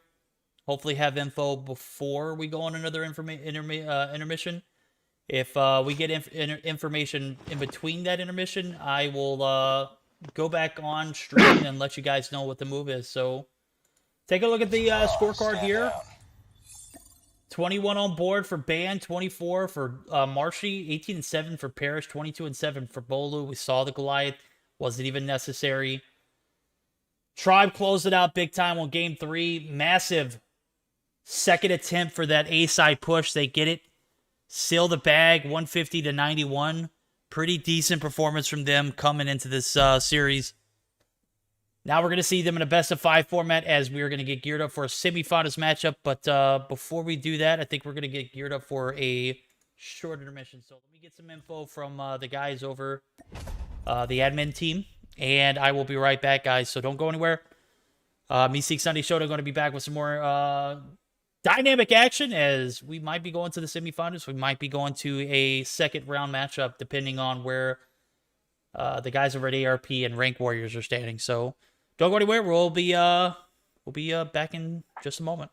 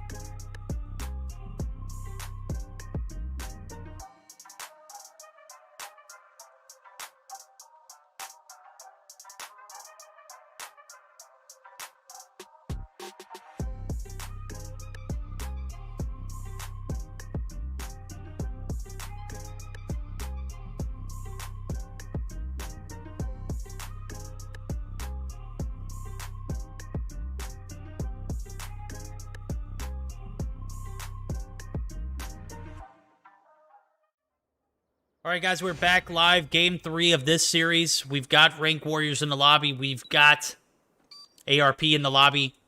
This is for a semifinals opportunity for both teams. I'm not sure who won the hard point. I'm not sure who won the Search and Destroy, but we are all tied up. Going to be on board with the guys over at Rank Warriors first just to see what they've got. This is a mix of a couple players from a few teams. YVK, a player that I'm familiar with, but just not 100% sure what team he's a part of. Mayhem, being represented from Space and Little B. Diana Bella, who is, I believe... Let me take a look at it. Teabag from Explicit. So, Papa Taco, probably the only Rank Warrior in the lobby. Targets in sight. Definitely the biggest one. I mean, he's season after season, I think the top ranked player for COD MNA. So yeah, you're right. You're absolutely right. Dude, Space with this SKS is just absolutely crazy. Oh, he's cracked at the SKS. It was the AMAX last update, and then you could tell. Probably, honestly, got some information from PAP, because towards the end of the update, even though the AMAX was the more consistent weapon, we could see him starting to use that SKS. And then boom, next thing you know, SKS going to be best in slot for that kind of marksman rifle style weapon, and the practice he put in with it is absolutely paying off. He is cracked with that SKS. He is indeed, as we are about midway through this first half. Guys over at Rank Warriors going to be able to take an early advantage, even though they have the Seaside Bomb. Maybe they are Seaside Dom portion of the map. We see a lot of players offer that A-side push because it has a direct path right to the B-bomb. Oh my god, Teabag, 3-feed. Absolutely turned on ARP. Mago going to be his next victim. No, that's Pingy. Pingy ain't no sucker. He does find the shots to land, and he's going to get eventually traded to Little B. Trying to maintain that mid-control, does a decent job there. Finds 2, taking out Jesus, and ARP are on the ropes here. They need to get a B cap early. They can't go into the second half coming into the C side of the map and expect to have their way, but nonetheless, it'll take its course. Teabag and Space going to combine for 3 there. Pepe has plans of his own and finds 2 of himself. Does open the floodgates on B, but there's nobody there to help out, as I did see Pingy actually push up for the site and immediately get taken out. Tough one here for ARP to start things off. Yeah, definitely, since the A side is typically speaking going to be considered the strong side on this map. Again, it's not super convincing like a Crossfire or a Hackney Yard, but A side definitely has some favorable angles that you can check, some favorable spawns that you can get as well. Some of the C side spawns, just depending on where people are on the map, can be a little bit wonky, so definitely have to take that into consideration, in the fact that Ranked Warriors coming through with a pretty sizable lead, but the B and C look like they're coming through. The B does get stopped, so the triple cap won't come through. They do pick themselves up an extra 2 points, but definitely a solid looking round for Ranked Warriors. Yeah, that was a pretty dominant first half performance. As a matter of fact, 31-point advantage going into the second half here as it's starting off. A going to be capped by Rank Warriors, C respectively over here for ARP, who not the same. We were just having this conversation. This isn't necessarily the same ARP roster that we saw in Stage 4. Obviously, we don't see... the only switch is really Veteran. Veteran? Okay. But, I mean, come on now. Other than the roster changes, they've had internal issues. They haven't played together, you know, consistently for the past month or so. And, I mean, that's, I guess, a point I'm trying to make. Their performance has almost directly, like, shown that. It's a second half performance starting off for Rank Warriors, who, again, are a few players who decided to put together a team because their team wasn't playing, or maybe they didn't feel like playing tonight. And, Mayhem was one of those teams who registered and backed out, and that's quite all right. Space and Little B able to form a squad that looks pretty OP against an ARP team that, again, is struggling. It's not surprising to see them losing this domination so far. I mean, it might be a little bit of a stretch, but not too far off. I mean, you're definitely right. They've obviously had some roster issues, whether it's actual and internal issue or just unable to field a roster on game date. Sometimes things just happen. I get it, but you're right. It has been a while since we've seen the main ARP roster, and this isn't even technically what would have been the main ARP roster from a stage 4. So definitely have some things to clean up, but definitely still a capable team. And Ranked Warriors, I mean, Papa Taco may not be like an on-the-board pro that we recognize from a specific team, but I mean, this guy's talented, and he does play a lot, as well as plays a lot with Little B and Space, and I believe YBK, and actually Teabag for that matter. So this team definitely is going to have some like kind of natural synergy, just in the sense that, again, these guys do play ranked together pretty consistently, and the players aren't pushovers. I mean, Space, Little B, players that are going to Worlds. Teabag, one of the best players on the teams that we see him compete on. Papa Taco, again, not necessarily someone we see in the pro, but definitely a huge content creator with a lot of skill in the COD mobile scene. And they're coming through with a big victory here over ARP, it looks like. That does 143 to 82. The B cap comes through. Jesus solidifies that cap himself, and now Ranked Warriors, all they got to do is hold their home site. This is you know, a very unfortunate position that ARP has found themselves in, and I'm going back to the tweet that Jesus made on the 15th of this month. It's not for the reasons that you've been seeing. We've been having some internal issues lately, which we're working on. So they are obviously aware of a scenario that they have going on, and I hope they get it under control, because in a little under a month and a half, they're going to be playing up against some of the best teams in the world, including a Mayhem, and including a Tribe, and an Explicit team, who just got another recent invite. And then again, you've got a whole nother beast to deal with on the EU side and LATAM side. So you mean you got 3 OP teams coming in from NA? That's just NA teams. You know, we see them on a regular basis, but then you got EU. That's a whole different monster, bro. Those guys are stacked. I fully agree with you as well on that, because while at their best, I did feel like the NA teams probably beat the top 3 EU teams. That's at their best. That is not to even begin factoring in the point that I feel like the European teams have been way more consistent in their performance. Yes. So it'll be a really big factor moving forward. Obviously, as you mentioned, Explicit getting that second shot at life there, as well as Oxygen, or I guess technically the Oxygen roster. I don't know if they're going to be competing under that name again, or whatever the case may be. Asilium, that's what they're going by. Asilium? Okay.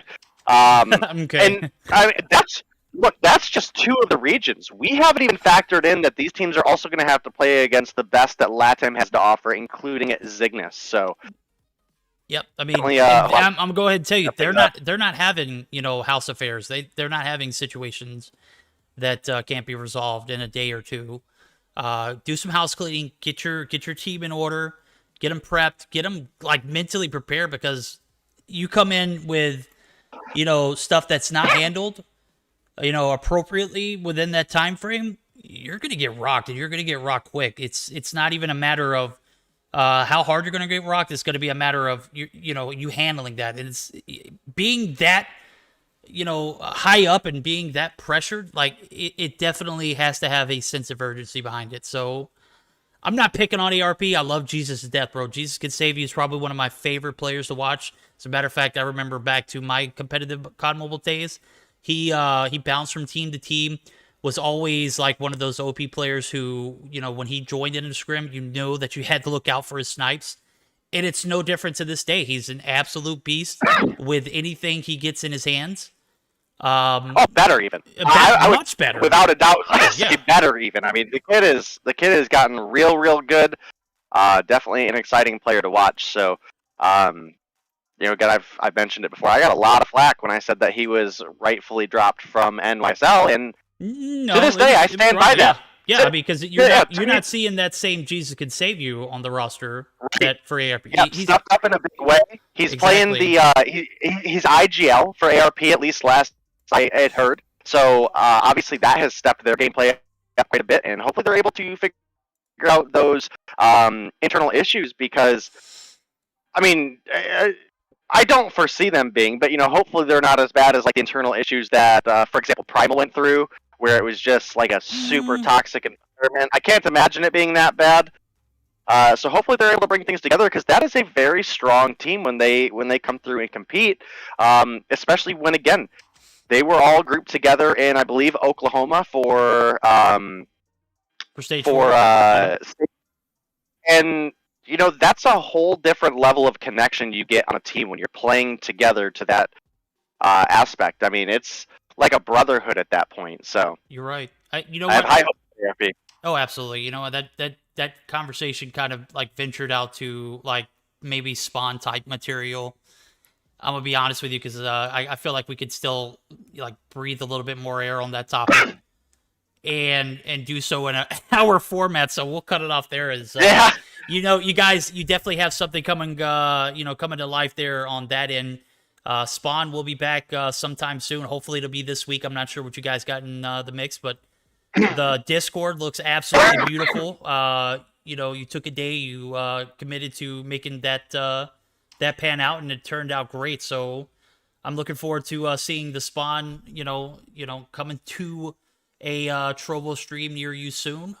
Hopefully, again, do you have anything confirmed? I'm kind of like hinting if We're gonna put out some media this week, so Okay. make sure you guys are looking out on There Twitter we for go. that. It is gonna be a public Discord as well. We're gonna be able to feature some of your guys' actual questions for the players and coaches and things of that nature that we have on. So it'll be a lot more interactive. We expect it to be a lot more organized. We might have some graphic changes coming up in the near future. It's going to be a good time. And Verdict, I know you were mentioning you're still on board Oh, to absolutely. do that with me. It'd be awesome for the multiplayer side. But if anybody out there is interested, I do believe for the Battle Royale season, I am going to be interested in looking for either a professional player or a coach from BR to co-host the Spawn with me there. So if you guys know anybody, let them know I am on the lookout. They can message me on Twitter. And it does look like we have all the players in the lobby now. Are you sure? Maybe- I'm looking at. Maybe not. Nope, never mind. Who the Yep, heck is nope, I see Vince on some troll TikTok? mention here. This isn't Warzone, bro. You don't advertise your TikTok for COD Mobile here. I don't know who Vince on TikTok is, but I definitely got to see what that's about, so I could maybe pull it up on stream if I can get it up fast enough. Vent, you came in at the right time, bro, because I'm feeling pretty generous. We're gonna see who Vent on TikTok is and what he's all about. Why we're getting Tribe settled up in the lobby. Is it worth checking out, guys? I don't know. We'll find out soon enough. I'm assuming it's Vent COD Mobile. Yeah, it is. Good God.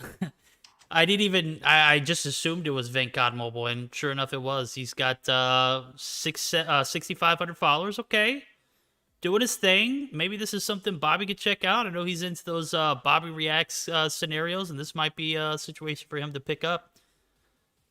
Can I get some volume? Nope, that's probably Yeah, that's what I'm copyrighted. looking at right now. Yeah, that's. All right, well, it's unfortunate, but the shots are definitely there, bro. He's got that cracked movement, and he does the little, I switch from my primary to my secondary, my sniper to my wrench in his case, kind of like you see on the console play. You YY a couple times, or triangle if you're on Xbox. I showed one clip on Twitter a few days ago to Anna, and it was just the most ridiculous thing. A dude spent so much time swapping weapons and only just to peek out of a door and just get absolutely crapped on.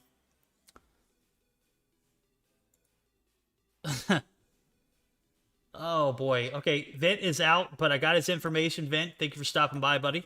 I'm not sure who the other spectators are, but nonetheless, we're going to have a best of 5 format to come across here soon. As soon as I get that info, I'll let you guys know.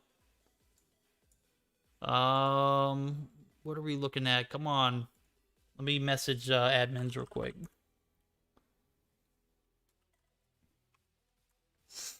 Looking at it from the flip side, we do have Cygnus and 11D on the opposite side of the board. That can be found on Gilmania's channel. as he'll be streaming it up till the finals, and then from there we will pick it up on my channel for the final. So if you want to check out that action as well, it'll be on Gilmania's channel for Trovo. This channel is going to be hosting the Tribe Rank Warriors Best of 5 semifinals matchup here on Trovo and as well as on YouTube. All you got to do is check out Meseeks Mobile Go, and it will be live. So if you're tuning in and you want to see both sides of the case, if you want to check out and see what's going on the YouTube side of things, we've definitely got the action there, as bracket was not posted there, and I did see somebody just ask. Taking a look at the run. Rank Warriors had a hell of a fight coming up here, right? They took down Seminole 2-1 in the first round. They 2-1 ARP, and now they got a best of 5 against Tribe. This is a pretty outstanding, set of teams to go against and triumph over. So we've got the admins in. We've got best of 5 rotations not necessarily ready, but it does look like we're going to be starting off on a hard point standoff. And guys, we're getting geared up for the semifinals to come through as I'm taking a look at chat. I think we're ready to rock and roll. Yo, okay, hold on. This vent guy was playing with Shark, and even Shark made some content with him. Wow. Okay, I just looked at one video, and I just like, okay, I could see this guy pretty deep. Vent on TikTok came through at the absolute perfect moment, bro. I wish I could have showed your content. Obviously, the music would have been a copyright, so I didn't even want to see it because I didn't have anything like viable to play in the background to actually uphold. Okay, I'm gonna give him a follow. I'll check him out.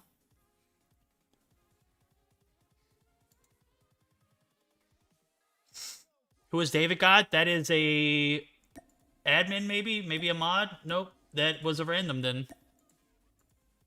That was also a random, but he's self-promoted, and we didn't ban him. But we checked out his TikTok, and it actually looks pretty decent.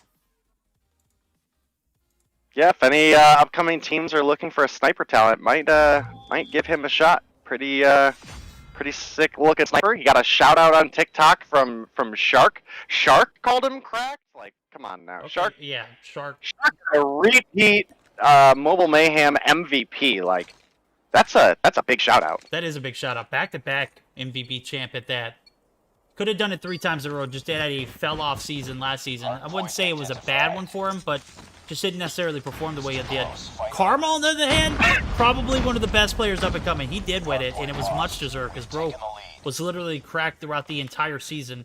Now we're going to see game 1 of this best of 5 start up, and we're not giving too much credit to this Rank Warriors team because, you know, they're not necessarily one of the teams that you see. They're more of an unorthodox clutter of players who play ranked primarily together. We've seen how ranked players come together, but they're not ranked players and they're on. That's Space from NYSL Mayhem, Teabag from Explicit, or I'm sorry, Status Quo now. Is that right? Is he with Status Quo? Little Yes. B from Mayhem. Sure, yeah. And I know YVK plays, but I'm not 100% sure who he's on a team or not right now. And they're giving I don't think he's on a right now, but we've seen him in the past for sure. There we go. And they're giving Tribe a run for their money here early in P1. This is probably something we should be on monitor for, because I'm looking at who they beat to get here. ARP won. Seminole in the first round. So they beat Seminole 2-1. Maybe I'm not giving this team enough credit. Yeah, maybe not. And oh man, DeLilly with a well-placed nade. That's Marshy picking up one onto Space, pushing the corner back towards Gas Station and Tribe. They're first on P2. They've taken a little bit of a lead here. They do have spawns in their favor, but you can see Ranked Warriors starting to swarm on in. Oh, Space at that close range. Couldn't quite find the shots with the SKS. Definitely a mid to long range weapon. Does have a lot of capability as long as you land your shots, but can be a little bit tedious to aim in those close angles. Envy slides through, picks up one band there to refrag for him and protect him, and that's going to allow Envy to pick up the second kill onto Teabag. Bolu picking up Papa Taco and Tribe. This is one of their better maps, right? Like, you know, we saw them earlier playing on a couple different maps that, you know, they really just don't like your takeoffs, your Hackney Yards, your Summits. You know, we're right here for a standoff, and they're looking solid right now. They are. Tribe coming out the gates hot, 72 to 24. Saw the P1 rotation. It was a decent one for ranked Warriors. I don't think they were able to get a single piece of the pie out of P2, so P3 might be a huge chunk to start off with, as I do see YVK playing some objective. Teabag looking to maintain fort as he is going to be peeking out the window. A nade comes in. Almost takes him down, but Parrish not able to clear the corner. Envy is. He's going to get one push in, make that two as Little B drops, but he's got YVK up top. YVK actually going to be taken down. No, he's still up there. I thought I saw somebody get taken out of the point, but I think he just peeked out for a moment. YVK doing a great job holding perimeter control as well as that staircase. But again, Tribe, Marshy in particular, just too OP. Getting this early retake on, 23 seconds left. YVK clearing it out, though. 5 on board's got a nade to deal with. Does get the trophy down, and now we've got an interesting game. I was expecting Tribe to get this retake and not give it right back, but sure enough, Rank Warriors coming in through hot. I see Bolu spawning. Oh, man, you can't win that gunfight, YVK. You got to intentionally lose that one so you spawn on the opposite side of the map. Envy does win this one, and now we're going to see P4 come through. And it does look like the guys over at Rank Warriors are going to have a little bit of an advantage with spawns, but that doesn't mean anything. You still got to get the break, and there's one player in. Make that 2 now. The Zudusi Parrish with the Sparrow in hand does take out a few before he drops, but again, Rank Warriors put up a hell of a fight here in Game 1. I don't know what I'm seeing right now. Tribe maybe taking a first game L. Is it too early to call, Dave? Definitely too early to call. Definitely too early to call. As we do rotate on over through here, you were mentioning that Rank Warriors had the better spawns, and they did, but they lost them. So now Tribe, big opportunity to pick up the second half of this P4. You've still got Parrish and Envy on point, and Marshy rotating in now. Bolu holding that destroyed van, looking for some kills over there as well, with only 10 seconds to go. If you're Ranked Warriors, stop fighting over this hill. Marshy gonna pick one up there. I guess space does come in, but again, you're now taking bodies further away from the P1 P1 rotation. And that's definitely something to consider. As you can see, Tribe, they're already getting set up there. They're getting their angles down and good to go. And this could have been Ranked Warriors getting set up in this position. It's a very close game between these two teams. And Ranked Warriors, they do have about an 18-point lead right now. They were able to make a break on the P1. So they've got a big opportunity here, but this is not an easy hold by any means. It's not. It's out in the open. We saw them take 24 off the first rotation around. So they were able to capitalize even with a bit of map being not controlled. That backside spawn is what I was talking about, and this is what I'm fearing here. Teabag wins a big gunfight. They secure spawns for P2. They're not going to be able to get the win here, Rank Warriors, that is. Neither are Tribe, but the important thing is setting up for this new spawn site, which I do see Space trying to hold back. YVK, the OBJ player, 60 seconds on the point for himself, and Tribe going to be able to get a few trickle seconds. Last little crumbs, if you would say, but every point counts going down to the wire here. You can't allow your opponents, Rank Warriors, who, again, are not an established team, just a team that plays ranked together, decided to register for the tournament, but are absolutely slaying out here the opportunity to take game 1. But I am seeing Tribe come through for an early break, and that is massive. Banned. Oh my god, a wasted operator. Teabag going to be able to get their revenge, but he's going to be taken down. I think, not 100% sure what happened, but I did see him on the feed. He did get a few before he dropped, but Tribe able to take advantage. Marshy there on point. And we've got an interesting one coming down to 20 seconds needed for Tribe to take it out and close us out of game 1. The Predator Missile! Oh my god, in attack, what is attack 5 kill? Friendly sentry gun deployed. I didn't know you could get attack 5 kill. You saw that though, did you? Yeah, I don't know if it's just attack 5 kill Lost the lead. when you have it active or what, but definitely an interesting thing in the feed there. Yeah, interesting to say the least. The Predator Missile came down and took out 2. We saw TAC 5 on the board. Obviously, that must be something related to the TAC 5 being used. It's a new operator. Maybe the bugs, kinks aren't necessarily worked out. I'm not 100% sure, but COD Mobile trying to invest more into this multiplayer community doing a decent job there of introducing that new operator ability. Obviously, it's going to be a great replacement for, say, a kinetic armor ban. But is it going to be viable for, competitive play? I see it to be a pretty decent one. As a matter of fact, it gives you a 50 team-wide. HP. Yeah, exactly. It's probably better than the kinetic armor. Yeah, I definitely would agree. I think the one difference is going to be that the kinetic armor, I think, charges up faster. But again, that is going to be an individual use. It does save you from a one-shot shorty, but largely the TAC 5 does as well. That extra 50 HP points, if you don't get a direct center shot with the shorty, can be a big difference maker. So we'll have to see as things continue to go on. Again, it is a team-wide buff that works through walls for some just weird reason. And that was the case in Black Ops 4 too. So I mean, it's not different than how it functioned in the past. I never agreed with it then, and I still don't agree with it now. So okay. Interesting take. I'm glad you were able to, shed some light on the newly found operator. Obviously, I didn't play Black Ops 4. I don't think I got into Call of Duty or back into Call of Duty until mobile was introduced. As a matter of fact, I took a little bit of a time off after Black Ops 3, and I didn't really look back. I had a little bit of stuff on my plate. I played some football, played some college football, played some semi-professional football. Had my daughter, or we had our daughter, and I didn't get back in the swing of things until Call of Duty Mobile, so it's good to see Vent back in the lobby. Oh, Vent, dude, you keep trying, bro. I appreciate it.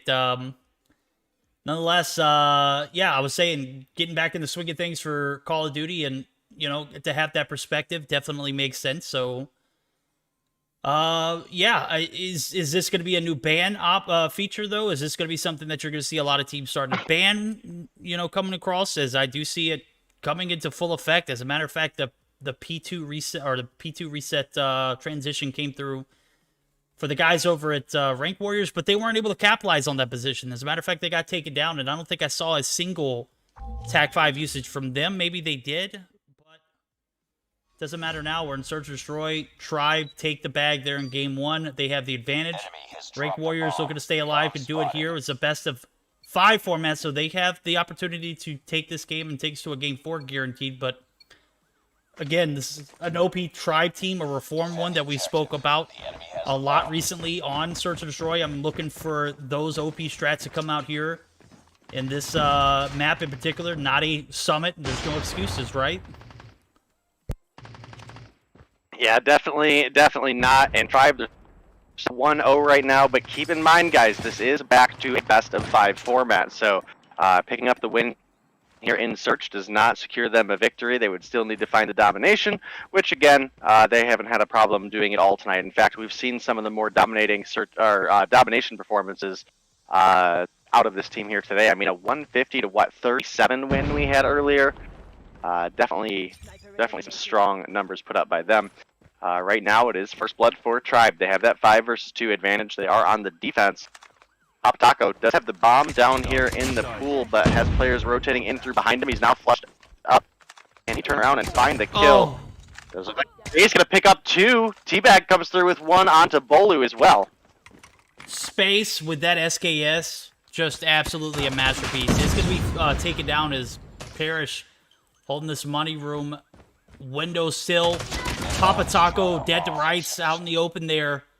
Gonna try and peek the angle, doesn't get the shots off, and Teabag in a 1v2 clutch against Parrish and Marshy. This is a hard ask even for the best of players, especially against these two. Parrish, one of those better Search or Destroy pickup players that Tribe signed a little while ago. I don't have all the details on it, but I know dude can play in S&D.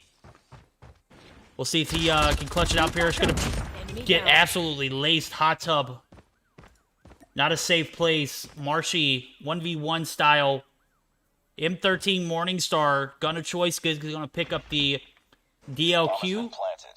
Takes a peek right at Teabag, but Teabag gets the bomb down and flushes back. Well played from him. He's going to play the head glitch here. Now it's a 1v1 standoff. 30 seconds on the clock. Marshy could line the shots up. Is going to miss the first with a nade. Going to force him back. But he is persistent. to get this shot to land. Marshy. Sniper in hand, DLQ. Holiday skin. Can he get the shots? He does it. Teabag, 1v2 clutch. Round, but it's not over yet. Well played, bro.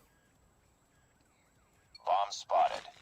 Enemy has dropped the Yeah, bomb. definitely a big round, and you know, two of these players do come out that off the NYSL team, who for a long time I referred to as the strongest North American search and destroy team. I don't want to say that has necessarily changed, but we have definitely had some other teams really start to step things up. Bolu able to come through with the first blood onto Little B. That's definitely a big pick there, and Papa Taco Grenade gonna out. be looking for Marshy's head here. What on earth? That was a headshot if I ever seen one, and it just right through. I don't know. I don't even know what to say about that. But Parrish gonna come through with a literal frag onto space. It's now Papa Taco and YVK looking to maybe clutch this up, but Lily says, "No, sit down, Papa Taco." YVK now in a 1v5 against Tribe. I don't see this one happening. No dice. This is not happening. As a matter of fact, we saw the incredible 1v2 from Teabag. I give it to him, bro. I didn't discount you. I said this is a large ask, but you delivered. Well of a hell of a played round for him, but he dropped early. YVK is going to drop there. Marshy going to be able to get those Morningstar shots land. M13 OP with that skin, absolutely. Dropped the bomb. 1-1 here as Tribe bounce back and are looking pretty dominant that round. Will they be able to continue that same energy here? As that first round should have been in their favor too, so I can't say that they're playing bad based off that round. It was a 1v2. Can't do anything about it now. Now is the chance to turn things around. They did last round, so... one drop early, make that 2. YVK opening the floodgates. B, bomb side pushed. Compromised. Papa Taco going to go ahead and secure that bomb plant. Bolu going to be up top.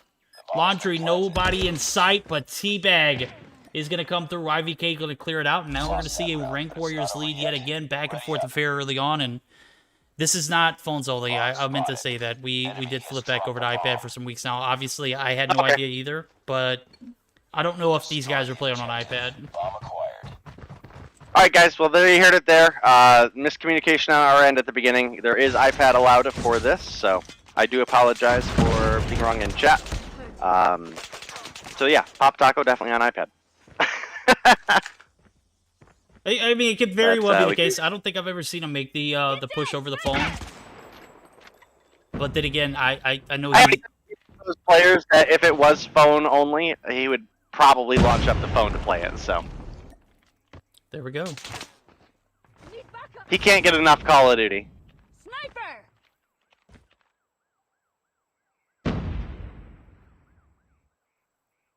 Do have a couple kills coming through for each of these teams. Well, I guess 1 kill coming through for each of these teams, but right now it's Ranked Warriors with the 2-1 advantage.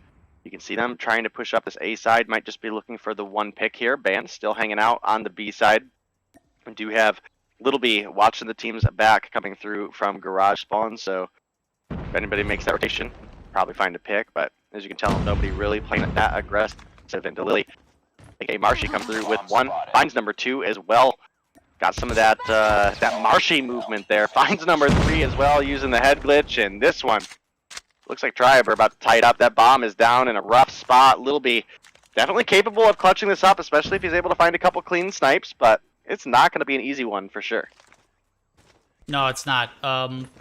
Little B, no stranger to 1v something scenarios. Oh my god, Marshy, what was that? Get ready for the next round. Picked up 3 to close a round out. Marshy doing Marshy things? Absolutely. Okay, so Papa Taco played for NL using phone, but how long did he do that for? And how long was He he... didn't do it for very long. He hated it. He Yeah. almost exclusively plays on pad, but like I said, if he's in a situation where he's got to play on phone, the dude will whip out the phone. He loves COD Mobile, and I ain't going to diss him for that. No, absolutely not. Right. 2-2 scenario here. We're tied up. Tribe on the backs of Marshy picking up 3 big frags. Little B gonna drop early. Parrish gets the shots to land. The wall bangs. He loves this Holger for that. You see it on Crossfire Search and Destroys all the time. It's coming into full effect here on this raid map. One of my favorite rotations in the mix is I did see that we did get the best of 5 in full effect here. We'll take a look at that afterwards, but standoff Harpo we started off on, and now we're in a raid map that Day and I absolutely love. Marshy in a 1v3 now, as I did see Papa Taco pick up maybe his first. Yes, his first on board is going to go ahead and secure the bomb site, but he is going to lose Teabag. Marshy in a 1v3 now, in a 1v2. Could possibly clutch it. 40 seconds on the clock. Pressure is on. And both players, for the guys that were ranked warriors, holding their sights here on this ring side, are going to opt out for a different approach. Papa Taco going to be the info seeker here. He's going to be right here on pillars. I'm kind of for these guys sticking together. As a matter of fact, maybe in top laundry would be the best play. Papa Taco going to be seeing some shots from Marshy. Where are you going, Papa? Okay, play time. There we go. I love it. There we go, Papa Taco. Why did I doubt you? Lost that round, but it's not over Okay. yet. Ready up. Probably because it was Marshy. That's Yeah, probably the exclusive reason.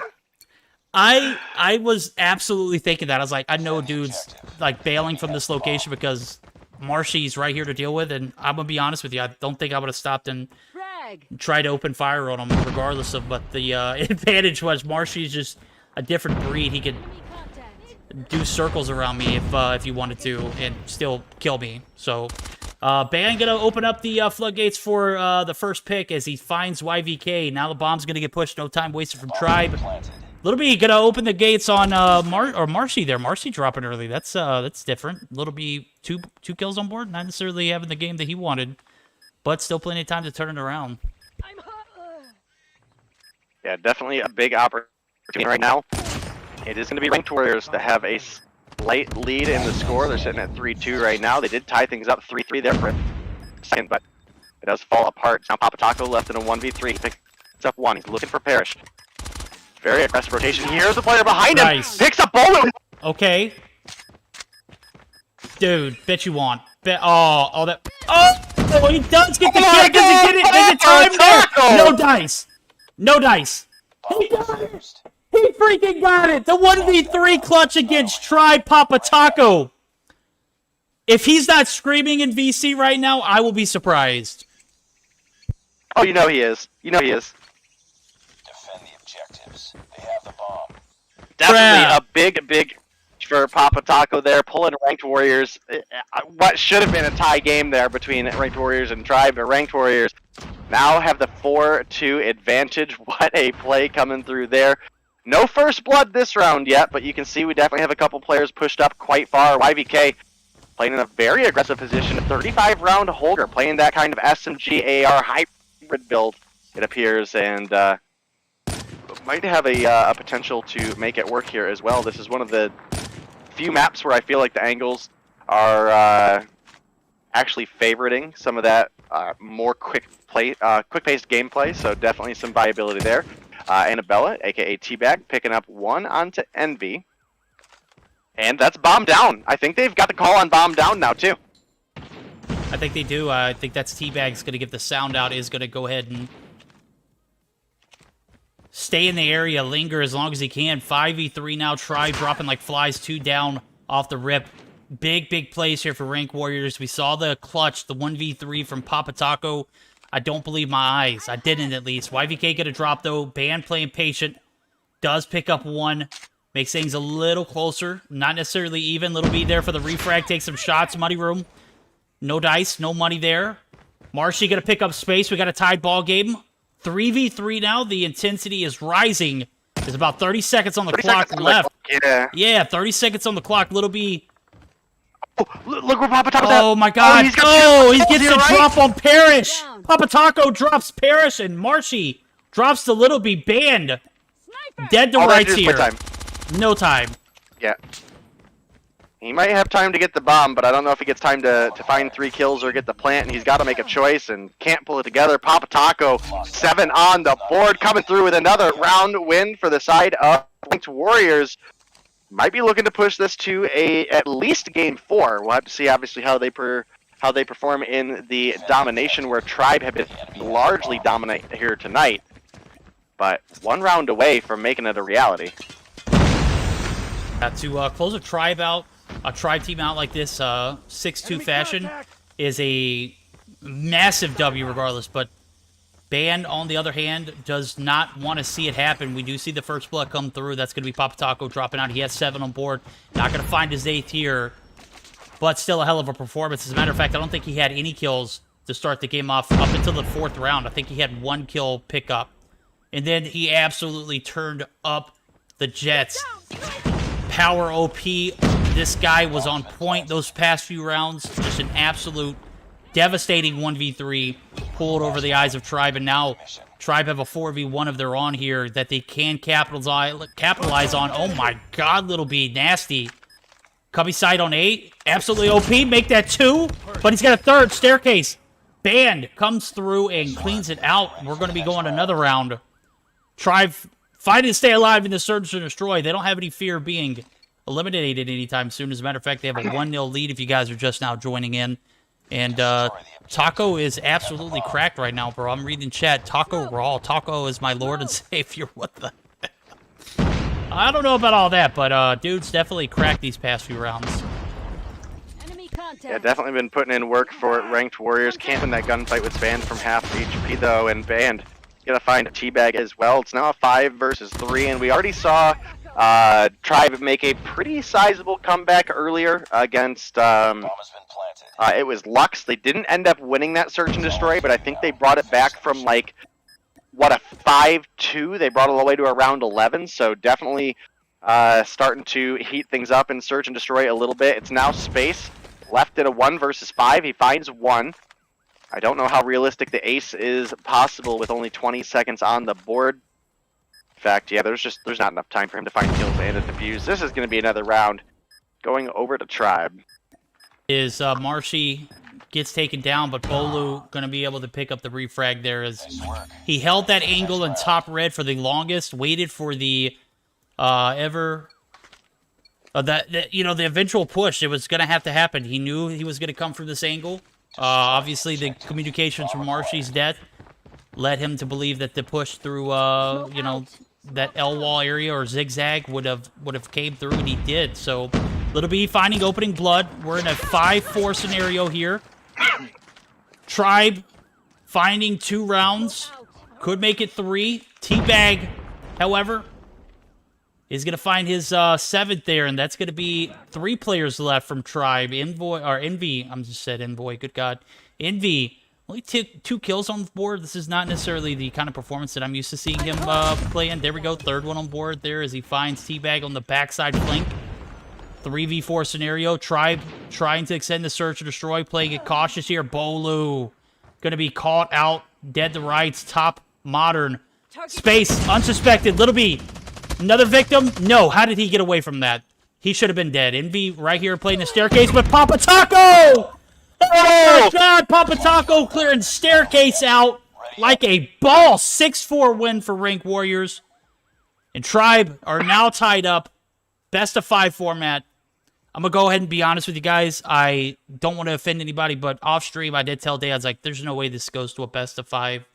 Like, it doesn't go to a game 5, right? There's no way that this is happening. And Day was like, I don't know, it's possible. The team has potential. I mean, they have a pretty stacked roster. I got to start listening to Day more often. I think the specific thing I said is these guys play a lot of ranked together, and several of them are current pros, so they have some degree of synergy just from the amount of time they put together to play. Like, obviously, Space and Papa Taco play a lot together, so definitely going to have some degree there, and Papa Taco comes through with the MVP for the team with 9 kills on the board. Little B racking up 10 as well. Teabag with 7, Space with 8. YVK did struggle down at 2. I know it's KVY, but I'm going to be honest, CBA. Just honestly CBA. If you're going to spell it YVK, I'm going to say it YVK. Yeah, so. exactly, dude. Come on. It's not YVK? No, it's actually KVY. That's It's why the K is YVK. capitalized. It's YVK. I read left to right, guys. I'm not trying to be, a boomer in that mentality, but if it says YVK, that's what I'm going to say, guys. I'm sorry. That's... just be accepting. Reality. Yeah, just be accepting of the way I read it. I'm sorry, that's just how it is. Regardless, we're going to see a game 3 here of the series, but it is tied, so we are guaranteed a game 4 Taking a look at the rotations, we do have a Dom firing range in our sight. Saw how Tri played it earlier. I'm a little fearful for the Rank Warriors. Bolu coming through with the 7-3 Raiders. Okay, Bolu, I appreciate you. Hardpoint Summit is going to be that game 4. So, regardless of what just happened, we are going to see that game 4. So, not necessarily guaranteed a game 5, depending on how these teams play. But nonetheless, it is what it is. SCD Crossfire will be that game 5 if we do go the distance. So, here we go. Ready up? No, we are waiting for everybody to do so, and we're ready for the map changes. Normally, I'm cheering for a game 5 for the raw fact that I want that intense action. I want that back and forth. But Okay. today, perfect. I'm rooting for that game 5 just so you're wrong. Okay. Hey, look, I'm okay with being wrong. As a matter of fact, if you call it and prove me wrong, I'll be the first one to say I was wrong in that sense. So I did it this last game. I didn't expect Tribe to drop, especially not on a map like Raid. But it is what it is. A few things go south. Taco clutching that 1v3 was definitely the moment that I got on board with this Rank I'm Warrior gonna be team. flat honest with you there. I didn't believe in Papa Taco at that moment No. either. So you're No, not no. alone, but somehow gets the 3 and on tick gets the defuse. I mean, a split second later, and that's an explosion in your face. So definitely, You're absolutely right. You're taking those shots. There's no way that, obviously there is a way because he did it, but the amount of time that it took for him to kill that last player, and then there was literally no time left to waste. And as soon as he finished the deed, he went straight to the fuse. He went straight to the fuse. That coordination, that's unparalleled, bro. That is definitely that is solid series between these two teams right now. Oh, facts.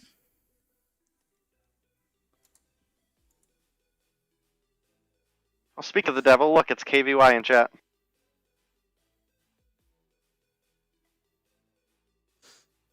What's that?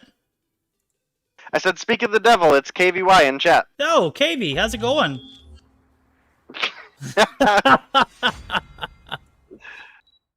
Oh man, I'm just having a ball of a time here. Game 3.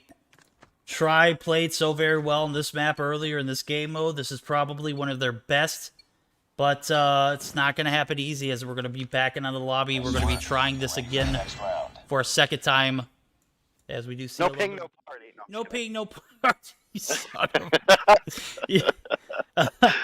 Oh my god.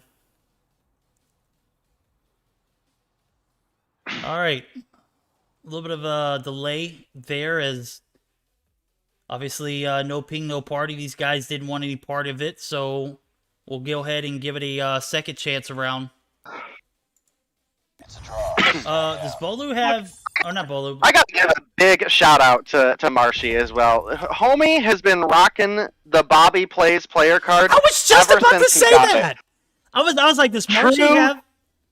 True homie. Oh, True homie. oh, facts. Marshy is always there to support Bobby, and I dig it because Bobby deserves all the success. So There we go. That's what I'm talking about. Showing some support for Bobby. It's a W in my book, dude. Should be a part of that posting, what is it? Dudes posting their W's. That should be one of their little posts on Twitter. I don't know if you follow that or get those like notifications. But they're always on my timeline, and I always read into them, and they are always W's, for the most part. That is a W in my book. yeah, absolutely. Marshy was always there playing with Bobby during like Wild Rift, COD M. They're always playing together. Taking Charlie. Marshy's just a homie. You should aspire to be on Marshy's good side for sure. We'll see if we can get on Marshy's good side this game, as We've taken the this is lead. one of their best maps. Hopefully we'll be able to catch some sunlight on their performance here. We saw the blowout. It was just absolutely devastating. Reborn, take the search and destroy, take it to a game 3, and probably bit off a little bit more than they could chew. As I said, that Teabag actually is able to recoup the shorty shots on Marshy, takes him down, backside push. But B is in danger. C is also This is a similar approach that we saw in Game 3 against Reborn. They push up for C. They don't necessarily go for B. They have about a half cap on it. It should come through. But the pressure's here. Now Tribe looking to capitalize on an early triple cap if they can get this B site on point. They're going to cover their P's and Q's, their angles first. And A, reverse C. Danger of being capped back in favor of... Oh, no, it's not. Oh, my God, Parrish. Up top is going to be able to find 1C. Is going to be cleared. No, yes, it is. A good job for Rank Warriors recovering the home side flag for C, but Parrish there to capitalize on some C-side caps, but not necessarily going to come through. Yeah, we now have a Dragon Fire inboard, so we'll have to see if there can be any kills picked up with that. Obviously, it is lethal if you get that impact shot, but even more than that, it is kind of like a budget UAV. Comes through with one there at the end on the band, but coming out of it, Space going to get taken down by Bolu, who is making that backside rotation. You can see Tribe. They're pushing on up towards that C. We might be giving up the A, but definitely doable. You can see the TAC 5 coming in through. Going to heal up Papa Taco, give him some extra health to win that gunfight. And definitely a big opportunity for the Ranked Warriors to maybe start pushing up towards B. But as I say that, through the smoke, Band comes through with a big double kill with the Sparrow. Make it 3 as he finds a teabag as well. Finally going to get dropped by Little B, but right now the lead heavily in favor of Tribe. They're sitting up double points over the side of Ranked Warriors, and that's going to start to continue to grow. Space does get concussed there in the doorway, but somehow makes it into trailer. I'm not entirely sure how he made it out alive there, but he did. We're going to see the C side get pushed here. Band has a little bit of an advantage and also has a Goliath in his pocket. We're going to see if he... Oh, he's definitely going to wait for the second half, as this first half is pretty much over with. Double cap still in favor of... Oh, the B might be... Okay. We'll have to see if he goes for the verdict play with the Goliath, put it in the trailer and just camp it out. Hey, working strategy. I ain't giving you no crap about it. Working strategy. Yeah. Hey, that was an OP Goliath use, bro. I don't think I've ever seen one last an entire second half. As a matter of fact, when I got it, I was like, this thing is a dud. It's gonna be over with before I even get a chance to utilize it. Sure enough, trailer was absolutely controlled. We won the game. We won that series as well. It was a big dub for Team Noah that day, and probably one of my proudest COD Mobile moments. There you go. Nice work. Get ready for the next round. It is going to be first round in favor of Tribe. They were pretty dominant for a large portion. The triple cap came through momentarily or just very, very briefly as C did get cleared out. But we'll have to see for the second half. Obviously, we mentioned Band has that Goliath available. We'll have to see where he plays it. Could be used for a B push, a little extra health, trying to get the time tick down on that. But C flag going to come through for Tribe before the A comes through for Ranked Warriors. It's going to give an extra 1 point tick over to the side of Tribe. And Papa Taco lacing people right now. 3 on the board for the feed for him. And I'm a little disappointed that Ranked Warriors didn't get an opportunity to try to push B off of that big play that was made. Yeah, I was looking for them to capitalize on it as well. They got trailer control. This is a massive advantage for them. MV on the backside could be an issue, but you push that collectively, you're good. Papa Taco maintaining that trailer control very well, is going to peek in and out, but Little B there to have his back. Little B going to be taken down. Papa Taco going to pick up the pieces. No, Bolu wins those. Band still has the Goliath ready for use, but Space up top does find one. Space going to be able to retreat and recover. We're going to see the A side get pushed. The TAC 5 not even a factor in that gunfight. 2 guns literally face level. Not going to be able to win that gunfight. Unfortunately, 10 kills on board for Space, though. SKS got a choice. C-side does go back in favor of Mayhem, but damage is still done. They need to get a double cap. They need to do it quick, but with Marcy up top control, he's got the TAC 5 in use. Could be a factor. No, it is not. Teabag spoiling the fun and ventures, but B is going to be capped there. C going to be traded, though. This is what I'm talking about. This Tribe team does so very well in this map, and this map is probably one of their best that I see them at. Double cap eventually comes through, but again, Band still has a Goliath in his pocket. He has not used it. It is still there for the second half to pan out, and I guess he's waiting for that perfect time to go ahead and throw it, but No fear of losing just yet. The double cap is gonna, recede their 20+ point lead for the time being. We're gonna see the push towards A coming through is gonna be halted, as I do see Marshy coming through, following up this firing range spawn site, and A gonna be pushed up.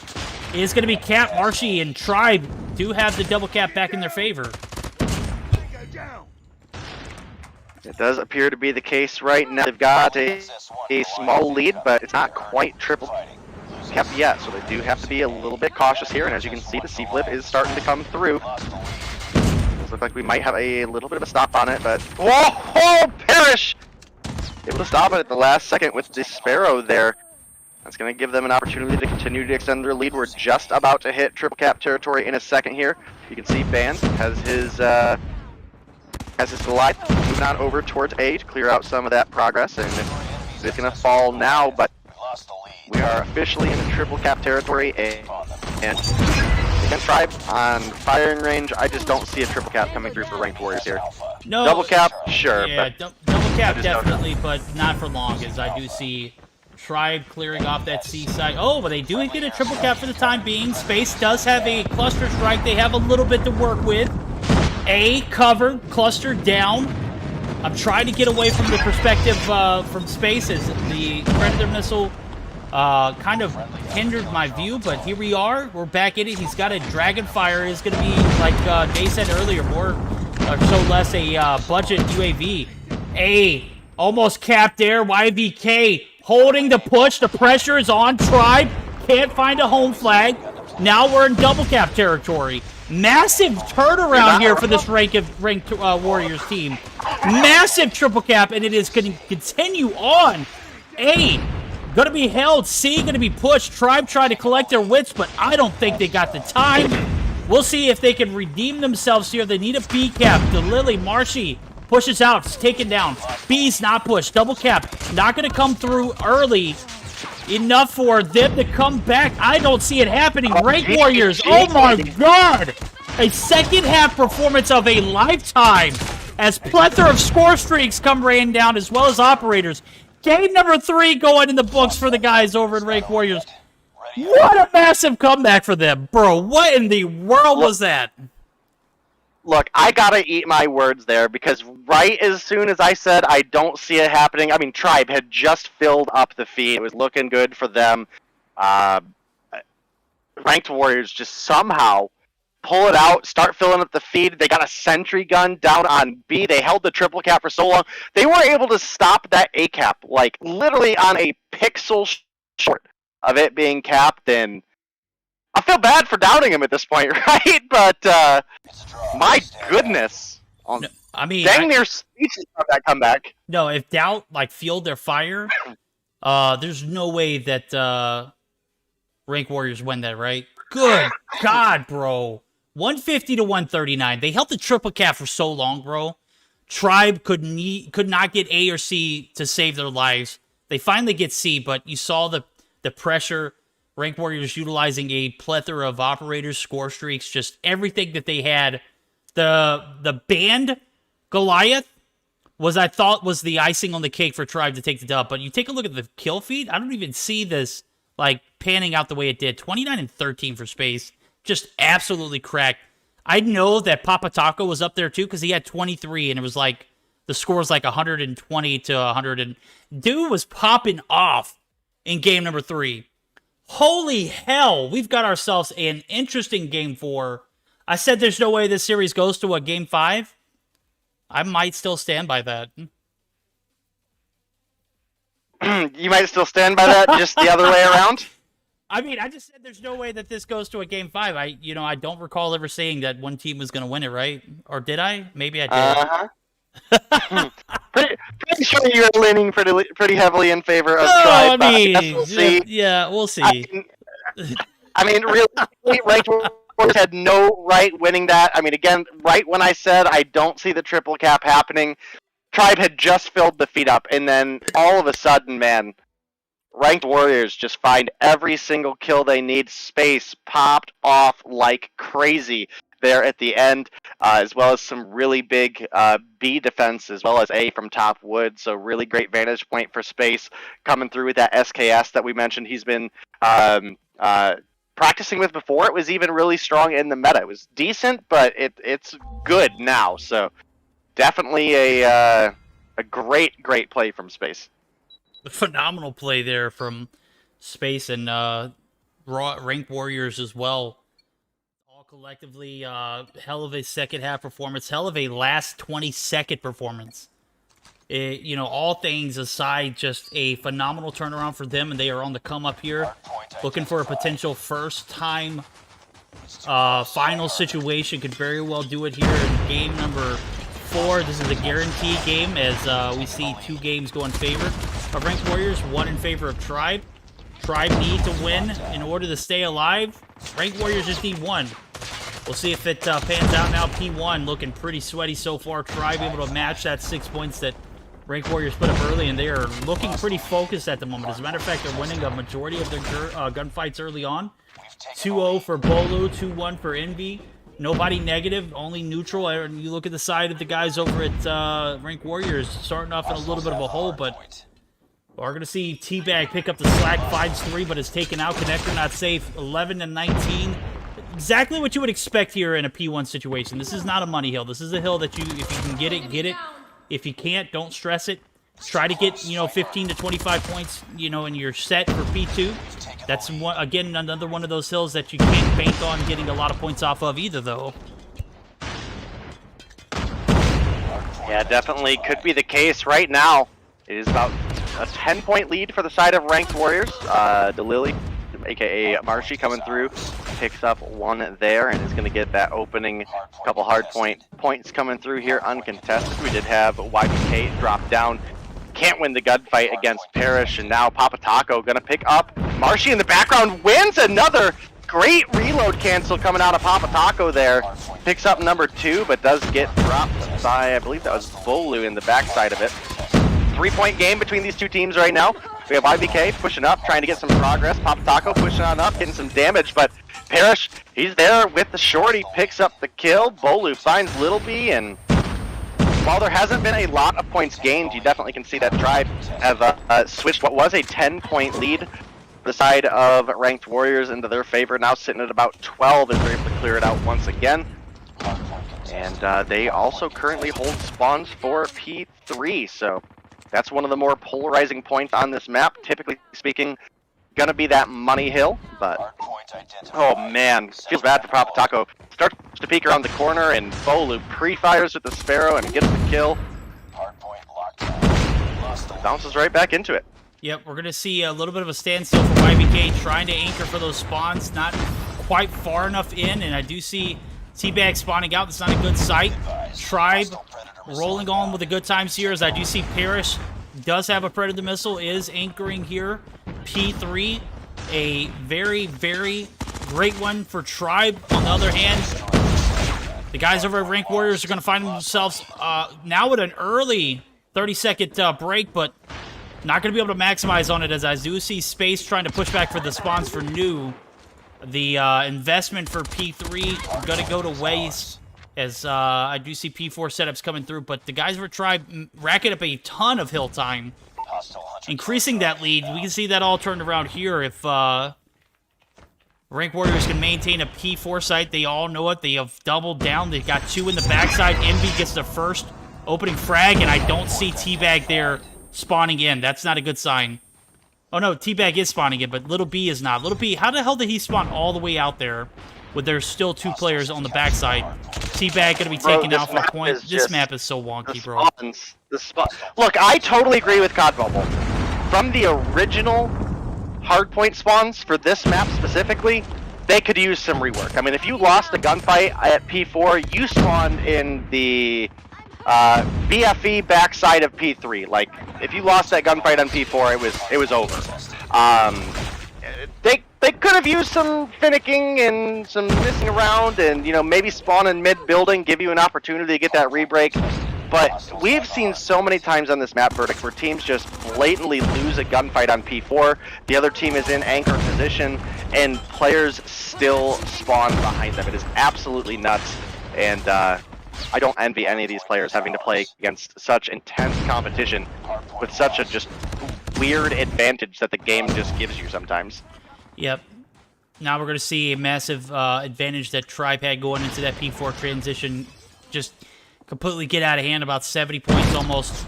A little under 70, maybe like 65, 68, maybe 69 as I'm taking a look at it. They're going to advantage here on P1 resets to a Cinderella moment for Rank Warriors there, and that domination game going to be short-lived, though, as Tribe massively going to take a miracle, another Cinderella performance to turn this one around, and it's not going to be easy. Tribe on top of their game here have a massive advantage, and it's just not going to happen. I don't see it happening. I know we made that assumption in Game 3, but Game 3 was a little different. Hard points on this map, it's a lot harder to maintain keeping your opponents out for 5 seconds, because right now all Tribe needs is 5.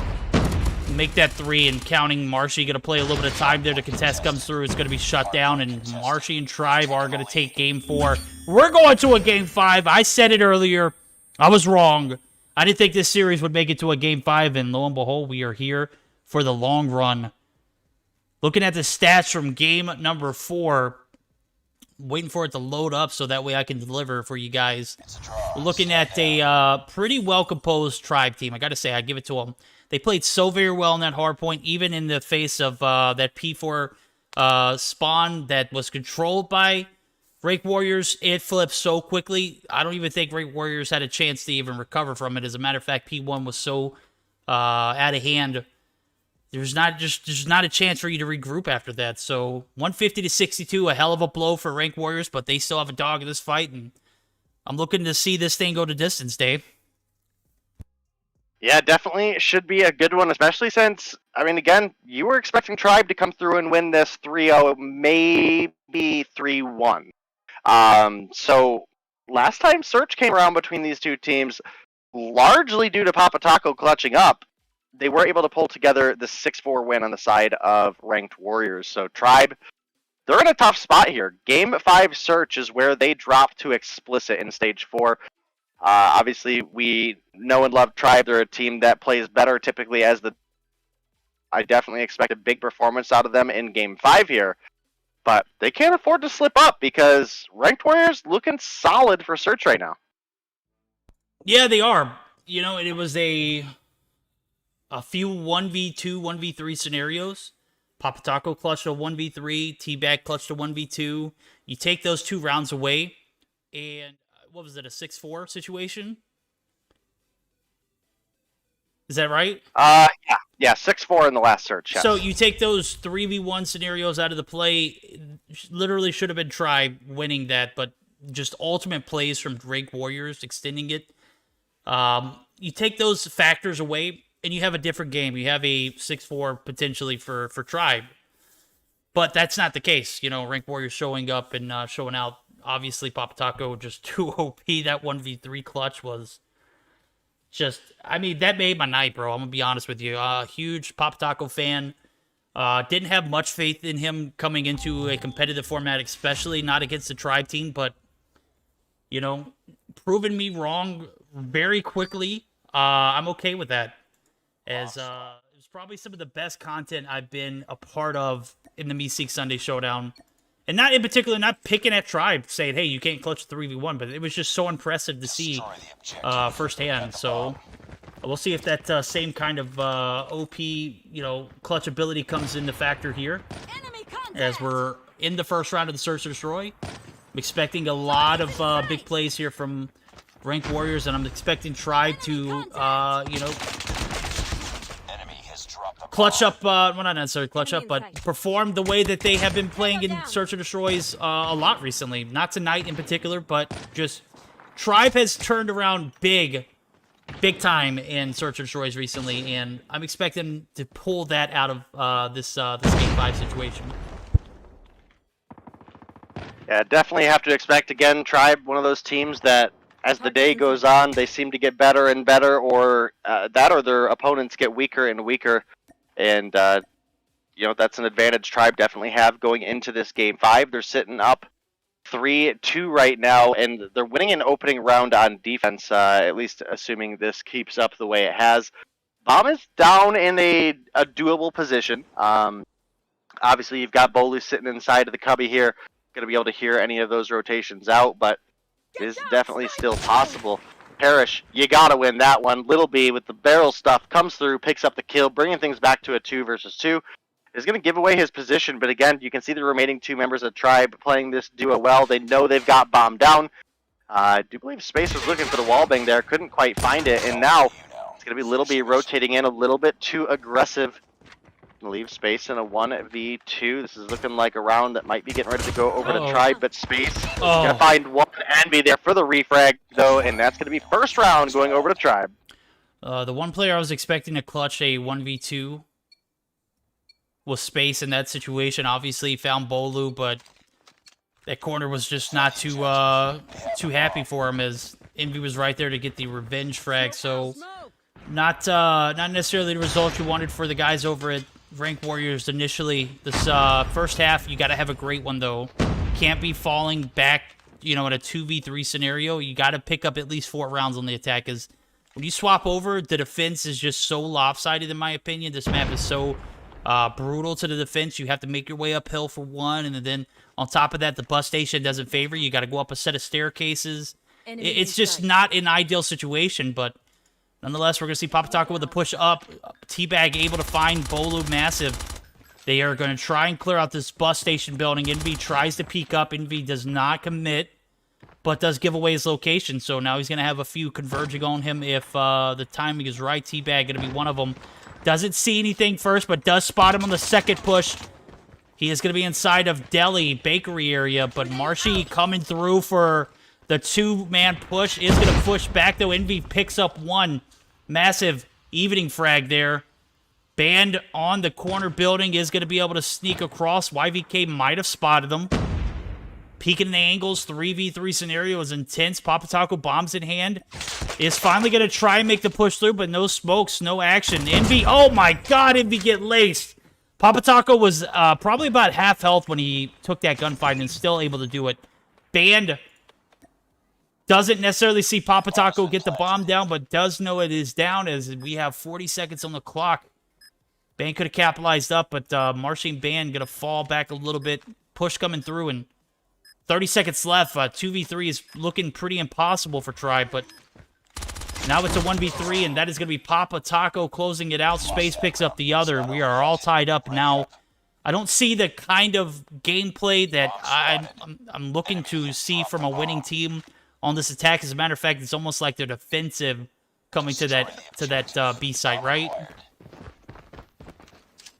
Yeah, I mean, the B site offensively is a much stronger side on this map. I mean, if you look at just the raw setup, one, you get to be faster on offense than you do for defense. And then for defense, you even have that little bit of a wall just kind of chilling between you and the bomb site. So pushing up aggressive into the building where Tribe have right now does work out pretty well for them, because their opponents have not aggressively pushed and got positions. A grenade for Bob Taco is going to find one, but Bolu there for the refag, pulls out the shorty, pulls out one onto T as well. 4 versus 3 in favor of Tribe. Bomb down in a really rough spot. It is in a rough spot. But, another rough thing I don't know if he realized that bomb went down there. Look, nobody for Tribe rotated over for that bomb, and it's going to be a free pickup once again. And now, it's not going to be an easy round for the side of Ranked Warriors, but they definitely have a big opportunity. YBK coming through with the plank, going to force Tribe to play against the clock point. Yeah, Bolu picking up Bolu. Oh my god. This is a tough 3v4 scenario, and I'll tell you why. Because you look at the gun selection for YVK, Little B, and Space, they're all like mid to long range weapons. YVK able to pick up one, bombs down, that's a good sign. But Space, oh my god, able to capitalize on some SKS usage.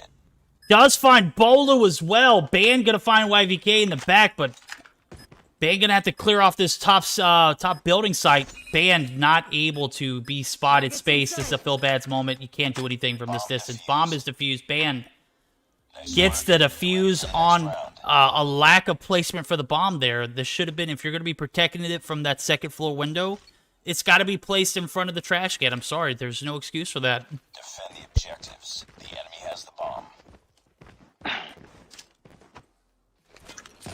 Yeah, Tribe, they have a little bit of an edge here. Not said and done. Either team could still walk away with the win, but yes, chat, I know my mic is scuffed for some reason.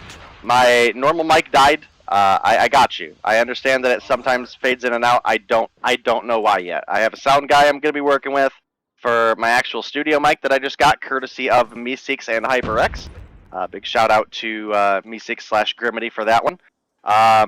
But that sounds worse right now. I'm gonna be honest with you. So It literally sounds like he is casting from either a bathroom or a terminal at an airport. I'm gonna be honest with you. I can't and from an industrial fan. I don't know what it is, bro, but hopefully you can get it fixed. That's, you know, right now we're not even worried about it. I know chat's making a deal about it. It's okay. We'll bite the bullet as long as he gets it fixed in the long run. I know Mobile Mayhem's around the corner. Hopefully be picked up or fixed by then. So we'll see Bolu actually picking up another frag, takes down Papa Taco, plants the bomb in the same exact location. Kind of glad he got taken out there, as we saw the play earlier didn't pan out. That trash can position, literally, I'm not talking about the position of the site, I'm talking about where it's located next to. It's next to a dumpster. So I'm not saying it's a trash location to plant the bomb, but it was a trash location to plant the bomb, especially when you're up top. 3-1 lead now, Tribe.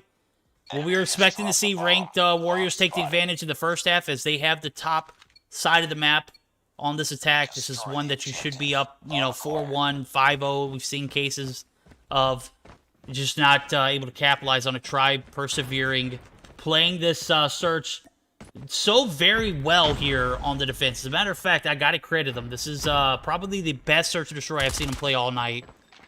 That's not saying much, because we did see 2 maps of Summit back-to-back, so probably not the best correlation there. The bomb has been planted. I am gonna try something real quick, and maybe this will help. Maybe it won't. That sounds much better. See. I haven't changed anything yet, so. Well, it sounded a little bit better. I don't know what it was. Whatever you weren't doing, continue doing it. I'm gonna try to hardwire it in real that. While he's hardwiring that, I'm going to pick up the action. Parrish Band tagging up for 2. Papa Taco drop. Bombs trying to get defused. Band going to be taken down. Teabag going to be left in a 1v1. Oh my god, no, he's got Bolu left. Bolu does have enough time. Bolu! Oh my god, if Teabag had clutched that.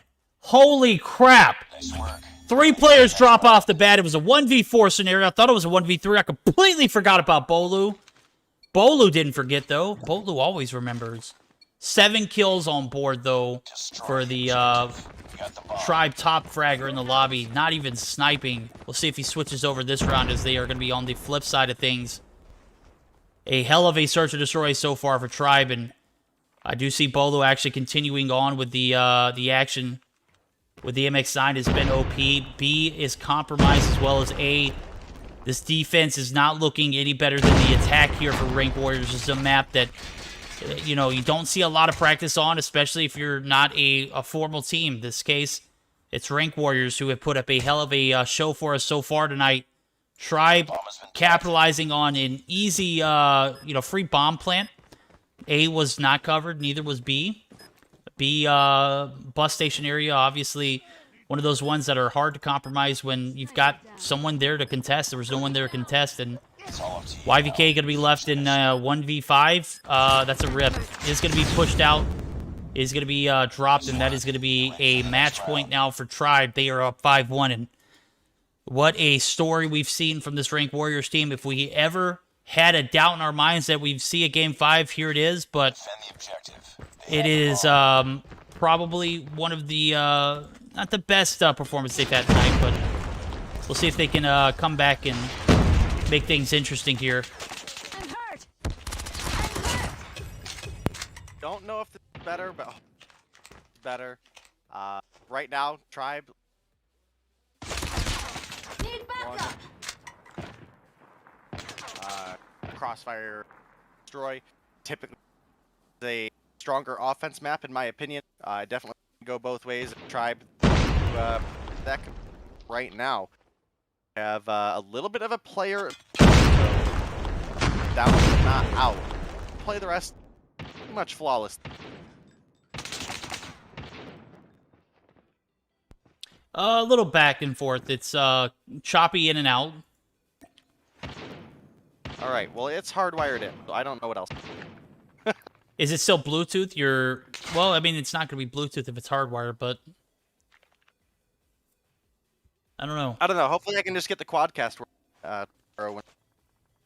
Enemy in Yeah, the sight. quadcast is definitely the way to go. If it doesn't have like the right positioning in the right environment, definitely not going to sound the best. But right now we're seeing potential, eliminating round here for the guys over Rank Warriors. They have shown up and shown out in several occasions here. Bolu going to be dropped, Bolu going to be dropped. Marshy gets the refrag. Good one-for-one trades there for Tribe. Marshy going to have to collect this bomb site. I don't think anybody saw or recognized it went down. Papataku got out of there quicker as he was kind of in a situation. Parrish gets taken down. Marshy able to realize he's getting pushed.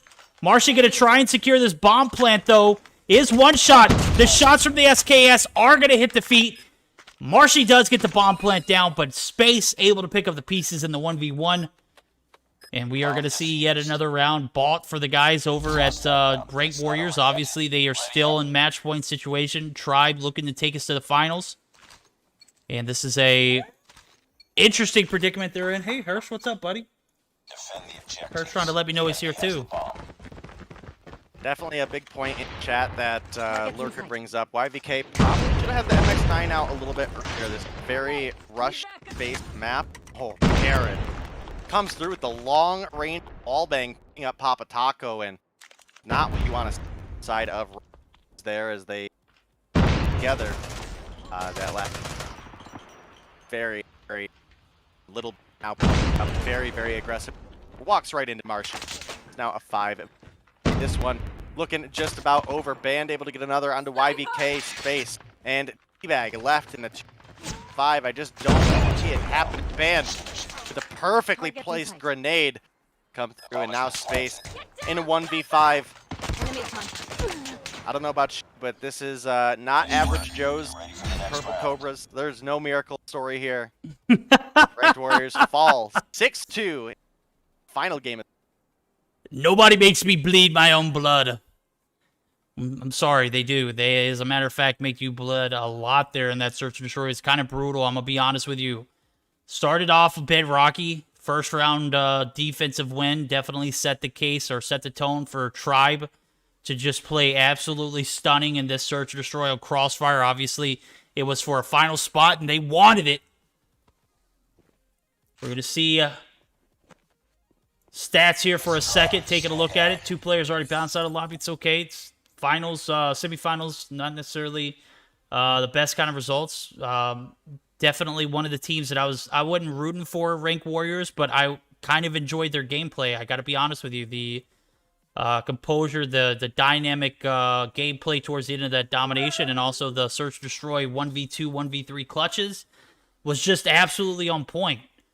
Nonetheless, Tribe coming through and showing why they are usually a finals contender here in this search and destroy game. Bolu, 8 kills, literally distributed so very well. 7-7-7. That's lottery numbers, right? 6 kills for MB as he's trailing in the backside, but probably some of the best gameplay from Tribe that I've seen to date. And, we're talking about a team that was probably composed 30 minutes or so before the tournament started. Maybe, no, there was definitely, they registered well before, but how did that happen, though? Because Mayhem was still registered. Obviously, they do something before we did. Yeah, I have no idea. I'll have to. But Guildmania coming through with the big LATAM crowd. 536 Raiders. Welcome, guys. We go into the finals. You guys will of course be joined by Gil. I'll be around for some analyst desk action after the game, but we'll get that Spanish accent. Gil. Gil should be joining us here. Energizing. Oh, absolutely, bro. I mean, if you were asleep before, you definitely weren't asleep after that fifth game. Those first four were so just action-packed, bro. I'm, like, rejuvenated for the rest of the night. And thank God they did, because I'm looking at the Showdown bracket, bro. We've got Tribe. We've got Cygnus. We've got a hell of a Week 50 Showdown to come for the Grand Finals. Holy hell. A phenomenal finals. A great way to end the night. Cygnus and Tribe are going to battle it out on best of 5. We're going to get these teams in the lobby, but before we do, we're going to take a moment to hear a word from our sponsors, guys. Don't go anywhere, as we'll be right back for the Grand Finals after a word from them.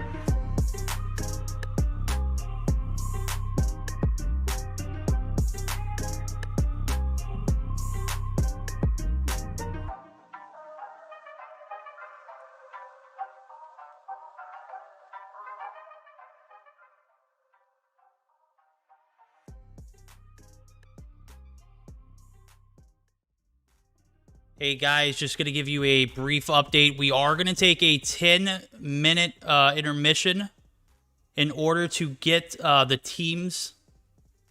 Do I have this mic on? Hold on real quick, guys. No, I don't.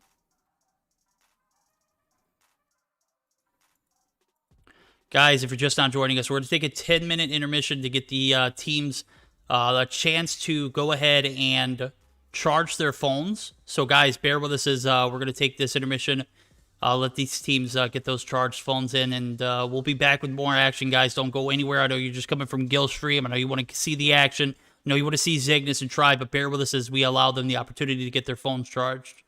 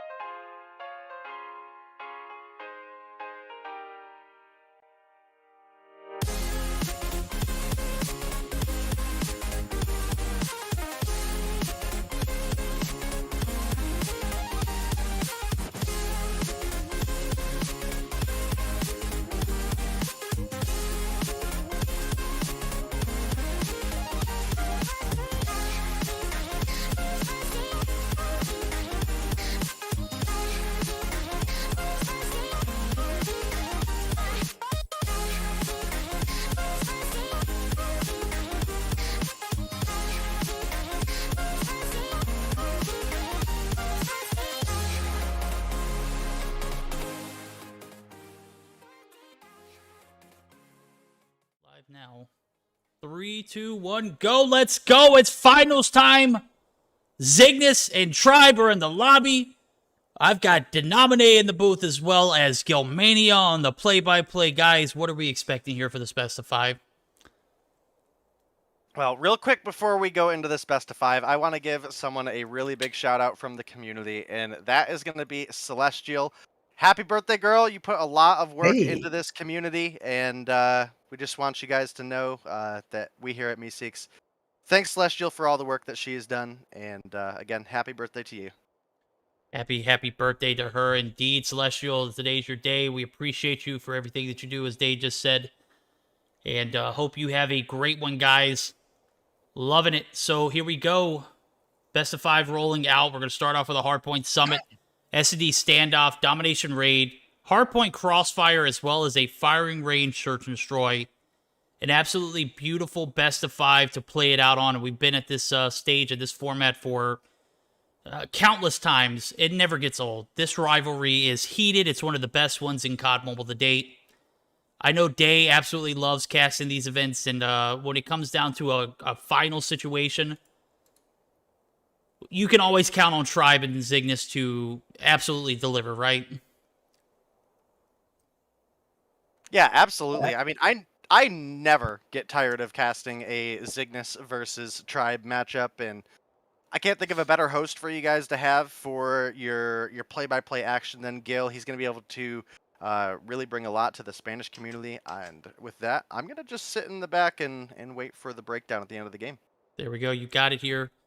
Gil, what are your thoughts, bro? I know you had a reversed or a comeback for Zygnus. Tell me about that.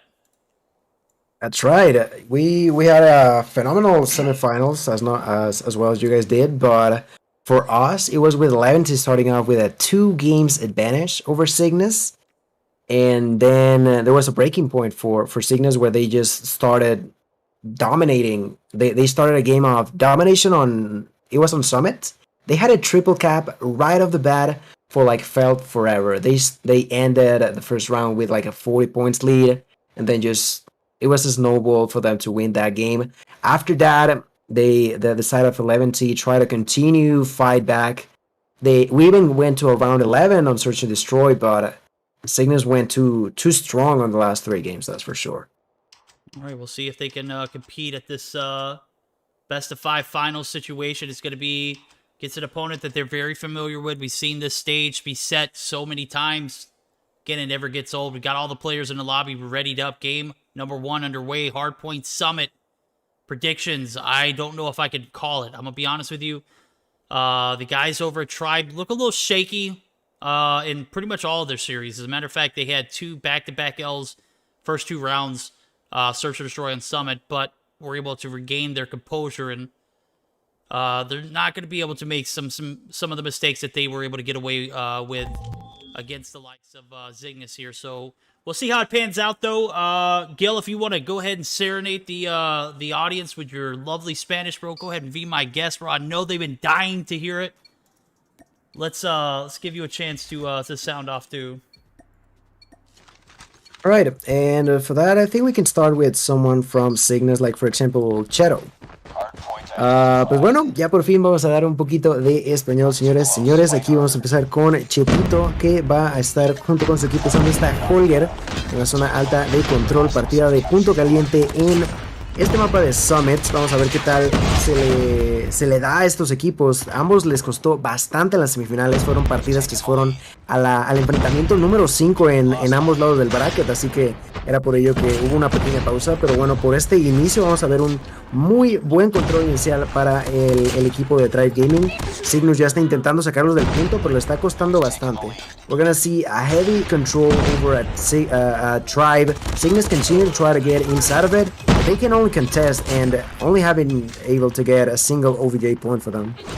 Yeah, as a matter of fact, I was taking a look at it. They did a little bit too much work up top. They were trying to control the top control side of the map, and it ended up backfiring. As a matter of fact, when they made their push up to the point, Parrish was able to clear them out with a single push. He picked up 3 and has picked up 6 altogether. Streaked all the way through. He's got his Hunter Killer drone, he's got his Predator, he's got his Sentry gun, and we've got a well-contested P1 that is going in favor of Tribe. 50-1 P2 transition is going to come through, and Zygnus looking pretty out of it so far.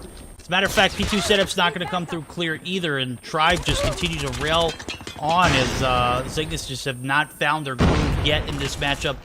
It's still young. It's still early for them here in Game 1, but get it out of hand early, it's never a good sign. We're going to see the push come through and be taking down Just, as I was just spectating Irving. Irving, only 2 kills on board Shadow with, well, actually, Irving only with 1, so not a necessarily best performance here from Zygnus to start us off on.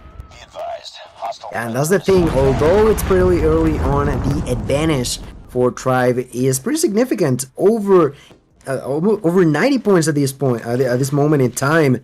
And not only are they in control of the hard point, they are already rotating towards the next point. For example, I see Bolu with his MX9 preventing anyone from getting onto the catwalk. He is now getting himself inside of the OBJ, does get a kill, eventually gets taken down. But that's even more control for Tribe Gaming. They have 2 players inside, 3 players outside of it. They have the respawns, over 100 points. And the South Cygnus are just not dealing with it. Less than 10 points for themselves. Not the game that they want to start off with. Cygnus are struggling in here.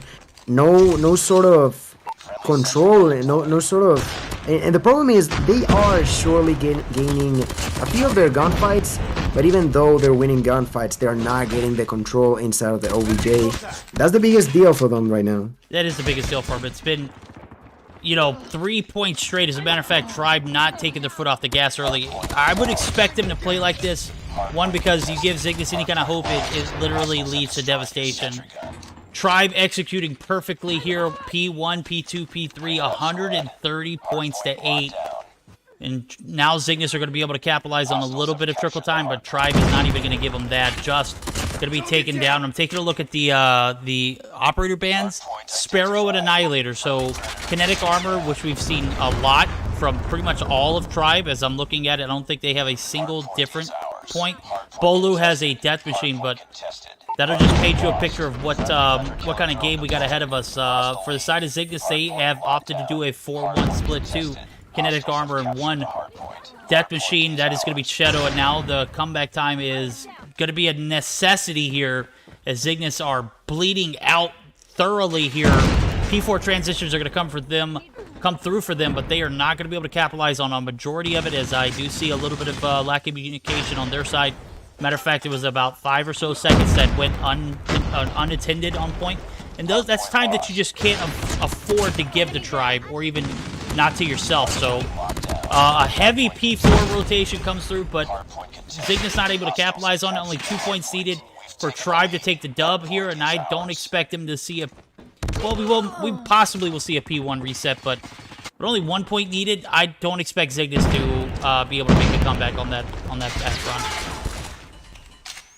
Sí, el equipo de Cygnus está con el corazón en la mano, peleando con todo de sí mismos, pero Tribe, que únicamente necesitaba de un solo punto en el reinicio del punto caliente número 1, lo van a obtener 150-46. Inicio fenomenal para Tribe, inicio bastante cuestionable para Cygnus, pero va a ser victoria para el equipo de Tribe Gaming, 1-0. Y ahora que estamos viendo que veremos un poquito los marcadores, vamos a ver que el tiempo dentro de la colina estuvo hasta cierto punto dividido entre The Lily, Bolu y Parrish, pero en general todos y cada uno de ellos tuvieron un rol bastante importante, mientras que Cygnus simplemente no pudo remontar de sí mismos. Tuvieron 46 puntos al final, pero poco más, problemas para Cygnus en la partida 1. There we go, game number 1, a blowout, 150-46 win for Tribe. Day, what were your thoughts? What went wrong for Cygnus, and how come they couldn't recover from it? I'm going to be honest with you, I spent a lot of time cleaning up chat a bit there. It got way out of control in the Spanish community, so please just keep it appropriate for all ages, guys. We are happy to have you guys here, but, you know, again, don't use the lack of Spanish-speaking mods to your advantage, so... Most of you are doing fine. Don't take that as a shot against y'all, but Cygnus definitely struggled right out of the gate from that one. I mean, it has been a long time verdict since I have seen a 50-point P1 on Summit. Like, that's a big hole to already be in. Tribe worked their way over and got set up for that P2 and P3 very early on. We had that sentry gun come out for P2, and unfortunately, Cygnus realistically just got snowballed out here on Summit Hardpoint.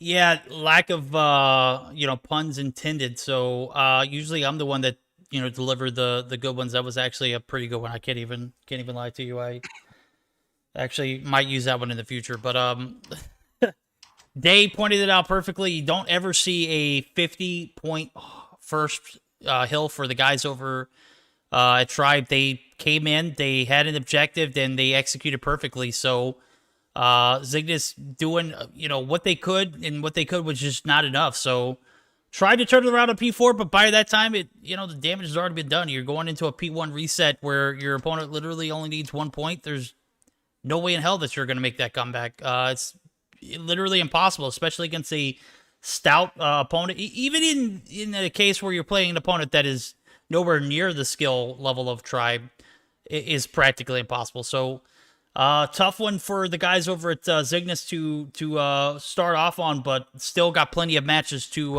play out. As we're going to be moving on to Game 2 now. Standoff, Search and Destroy. And Gil, need to hear from you. What are your thoughts? What are we looking at here? Oof, well, this is gonna be Search and Destroy on standoff, but I don't know, like, Tribe definitely felt like the heavy dominant on the first one, and well, I think that may translate heavily onto game number 2. Of course, it's not necessarily going to be the case, but when you're talking about Tribe, they are, of course, phenomenal players, and if they are that strong on game 1, they sure are going to try to do the same on game number 2.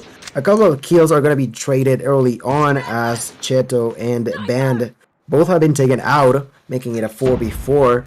As we know, is Tribe gaming on the offensive side, so let's wait and see what their plan is.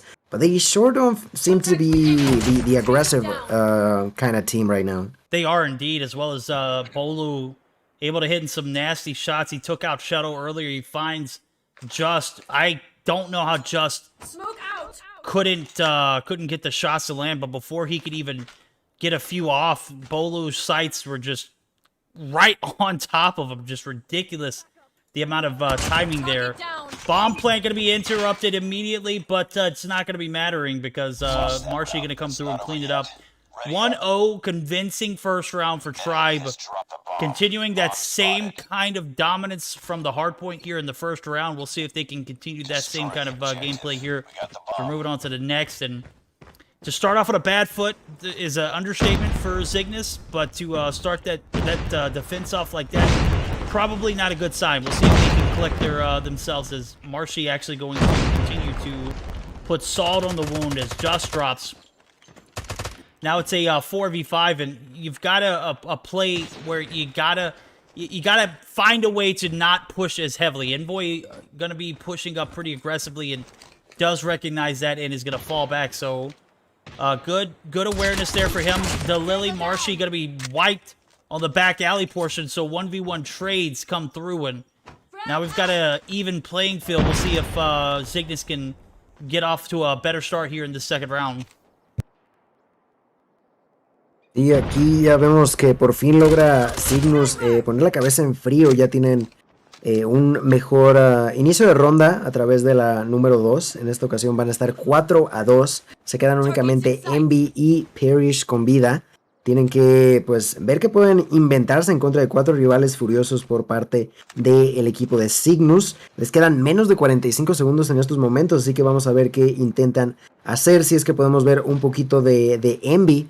Envy, que es el que está cargando la bomba, se dirige con su compañero a la casa de azul, pero el problema sigue siendo el tiempo. 30 segundos con su MX9, va a encontrar el primer rival en esa zona del tanque, le consigue conectar un par de disparos, pero sigue con vida. Ahora los rivales saben que están en esta zona, aniquilan a Envy, se queda únicamente Parrish, que muere a manos de Irving, que con esa doble cierra la ronda e iguala el marcador 1-1. Vamos a ver cómo se desarrolla el resto de esta partida, porque después de la primera tenía mis dudas para Cygnus, pero parece ser que por fin logran dar un poquito más de sí mismos en esta segunda partida.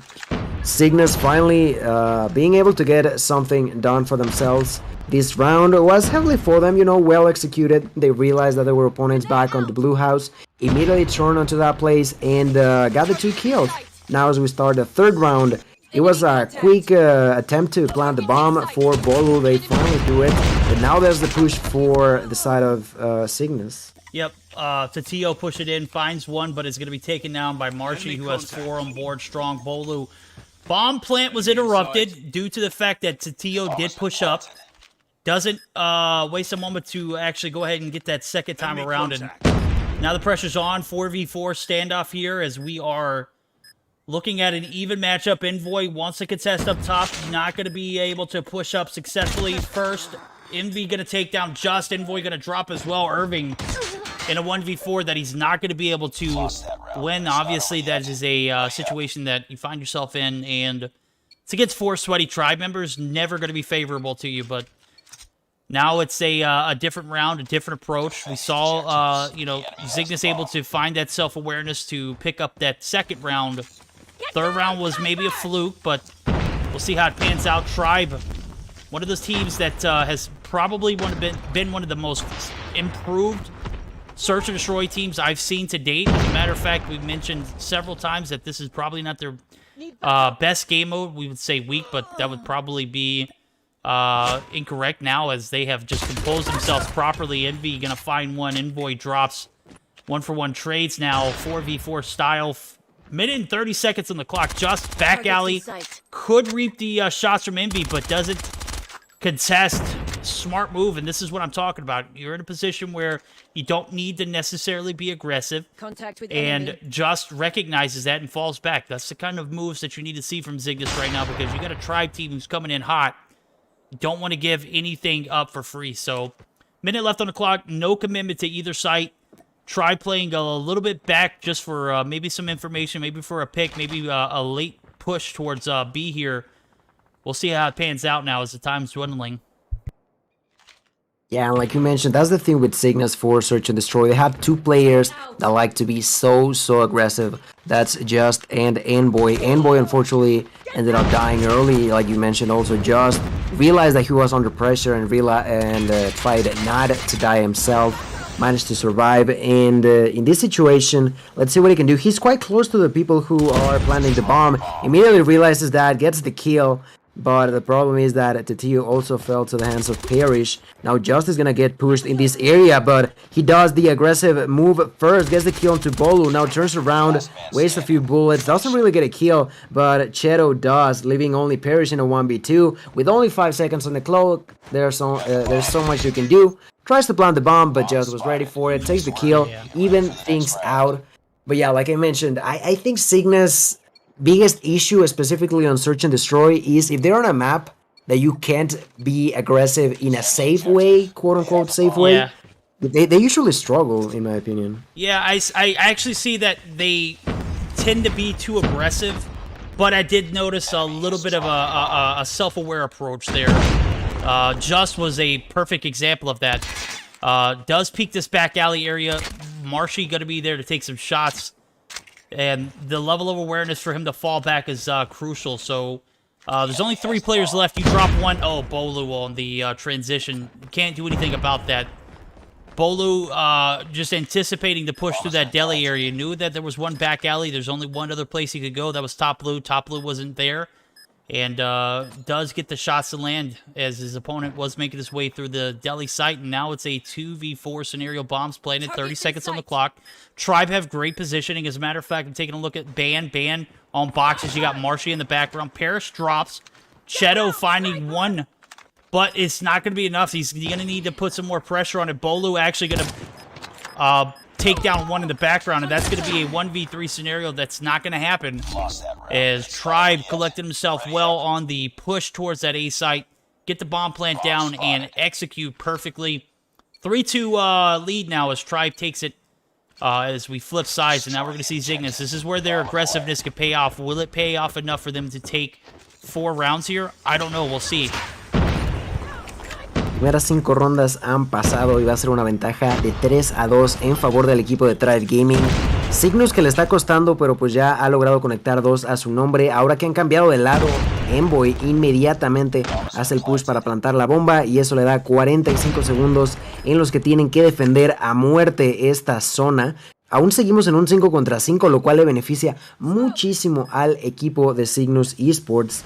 En la zona de la izquierda veo a Just, que está intentando hacer la defensa en contra de Marshy. Marshy termina llevándose la baja al final con su MX9, va por la número 2 y la conecta en contra de Cheto. Muy buen push por parte de Marshy, que ya tiene 10 bajas a su nombre. El resto de Tribe simplemente aniquilan a los jugadores de Zygnus, desactivan la bomba, y eso le va a dar ahora un 4-2 para el equipo de Tribe. Pero problemas, problemas, porque se veía muy de cara a Zygnus, y en cuestión de segundos cambió radicalmente de lado. I do want to mention, though, Marshy has 10 kills right now, Verdict. Yeah, Marshy playing a demon role right now. Bro is just popping off. I saw him pick up 2 on the back alley push. Got all the way in the spawn side. Found Envoy. And, you know, Tribe played that so perfectly. It was a free bomb plan for Cygnus. They weren't able to capitalize on it. Got the bomb plant down, but it wasn't enough. They didn't hold perimeter perfectly. And Tribe definitely making Cygnus pay for that round, even after giving them the site. So they're going to make a similar approach here in this round, just holding out the back alley push. Marshy literally playing cat and mouse tricks here. Just peeking back and forth. Could he get this gunfight to go through? Oh my god, Marshy, 11 on board. Clearing off this back alley area. Now Marshy gonna be looking to find another, but Marshy eating the slugs from Tatio Shorty. Not gonna be able to stay alive though. Tatio is gonna be taken out as a 3v4 band. Try to get some traction here on this back barrel side. Oh my god, Shadow and Irving combined for 2. Make that Envoy picking up a 3rd, and that's gonna be Cygnus. A better defense from them after getting the bomb plant down, as they didn't need to peek out. They got Marshy out. That was probably the most important factor. Yeah, that time that definitely worked for Cygnus. Problem still remains the same, that on the first time they tried it, after planting the bomb, it felt like they could have gotten the round, but in a matter of seconds, Tribe ended up eliminating all of them just way too quickly. So they better make sure that that doesn't happen again in the next few rounds, as Cheto finds the kill onto Marshy. Marshy was trying to be sneaky, trying to go all the way around and surprise them. Not going to be the case. Envoy once again is the one carrying the bomb. He is currently hiding behind Statue and in between the tank. Thinking about planting the bomb, tries to go for that area, making sure that he's safe first, and he surely is not, because I see Envy in the surrounding area outside of that Kuvi. He finds the first one, gets the head glitch, finds kill 1, goes for kill 2, but only takes so much bullets. The one that remains alive was Irving. Irving couldn't do much himself either. Now that's gonna be a 1v3, less than a minute remaining. Problem is that Tatio does not have control over this bomb. No, and Tribe know it. Tribe know exactly where it's at. It's right there on the outskirts of A. Targets in sight. As we saw, you know, the one-man push up to A is not going to pan out, especially against the Tribe team who are playing collectively well together right now. And I got to point out, Cygnus cannot continue on in this search and destroy if they keep taking L's early on. They have literally gone back-to-back rounds at a disadvantage. They lose one early, and there's never anything good that comes out of it. They need to find a way that they can profit early on. As a matter of fact, we're going to see a 2-man push up to the A site. Tatio going to try and clear it out, but everybody from Tribe is gone. They're once again going to get the free plant, but is this the move? I don't know. Maybe they pan out for a pick before they do it. They don't have an advantage. As a matter of fact, I don't think I've seen them with any kind of advantages after a bomb's been planted like this. You know, one trade could definitely open the floodgates. Bolu, how did he get that nade to land?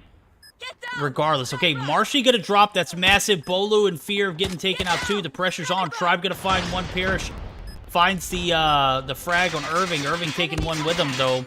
Van gonna come through for the contested. Tio absolutely laces them, and now Parrish in a 1v4. This is what I'm talking about.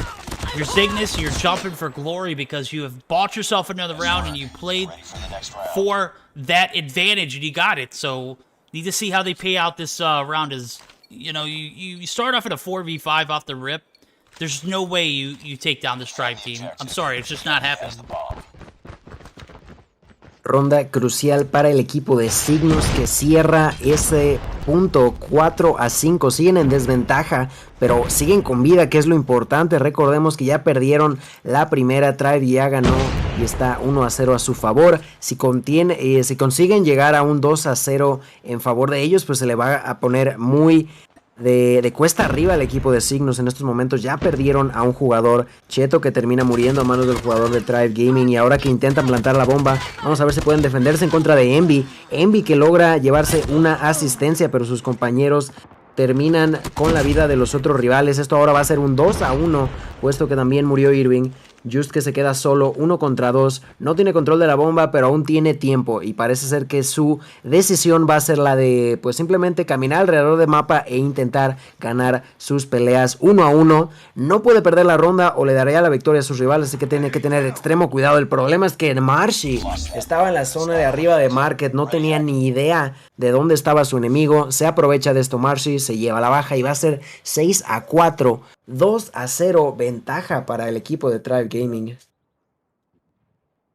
Game number 2 going back in favor of Tribe. They are up massive 2-0. 1 game needed. They could very well clutch it here in a game 3 situation. Domination Raid. This is one of their best game modes. And if you're Cygnus, you got to get ready for the reverse sweep. You got to put on this game. It's got to start here.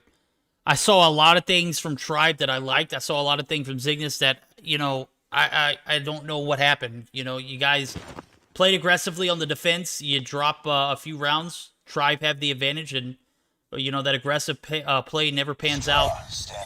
It didn't pan out on the attack, and it was super unfortunate. But the facts are, Tribe just came in and played Search and Destroy better. Day, what are your thoughts? 12 kills for Marshy, absolute demon. Yeah, Marshy definitely doing good. Band has been one of the top fraggers for Search and Destroy for Tribe all day, so a little shocked to see him trailing behind at 5, but overall, obviously, the team was able to come through with a W there. I mean, not a lot to say. I mean, Tribe they played their angles. They played their 2s specifically well, and come through with that 6-4 W. Well played from Tribe. Cygnus on the back burners here. Need to find a game. Will it be Domination Raid? This is a tough one. As a matter of fact, Tribe has just been so dominant on games like this.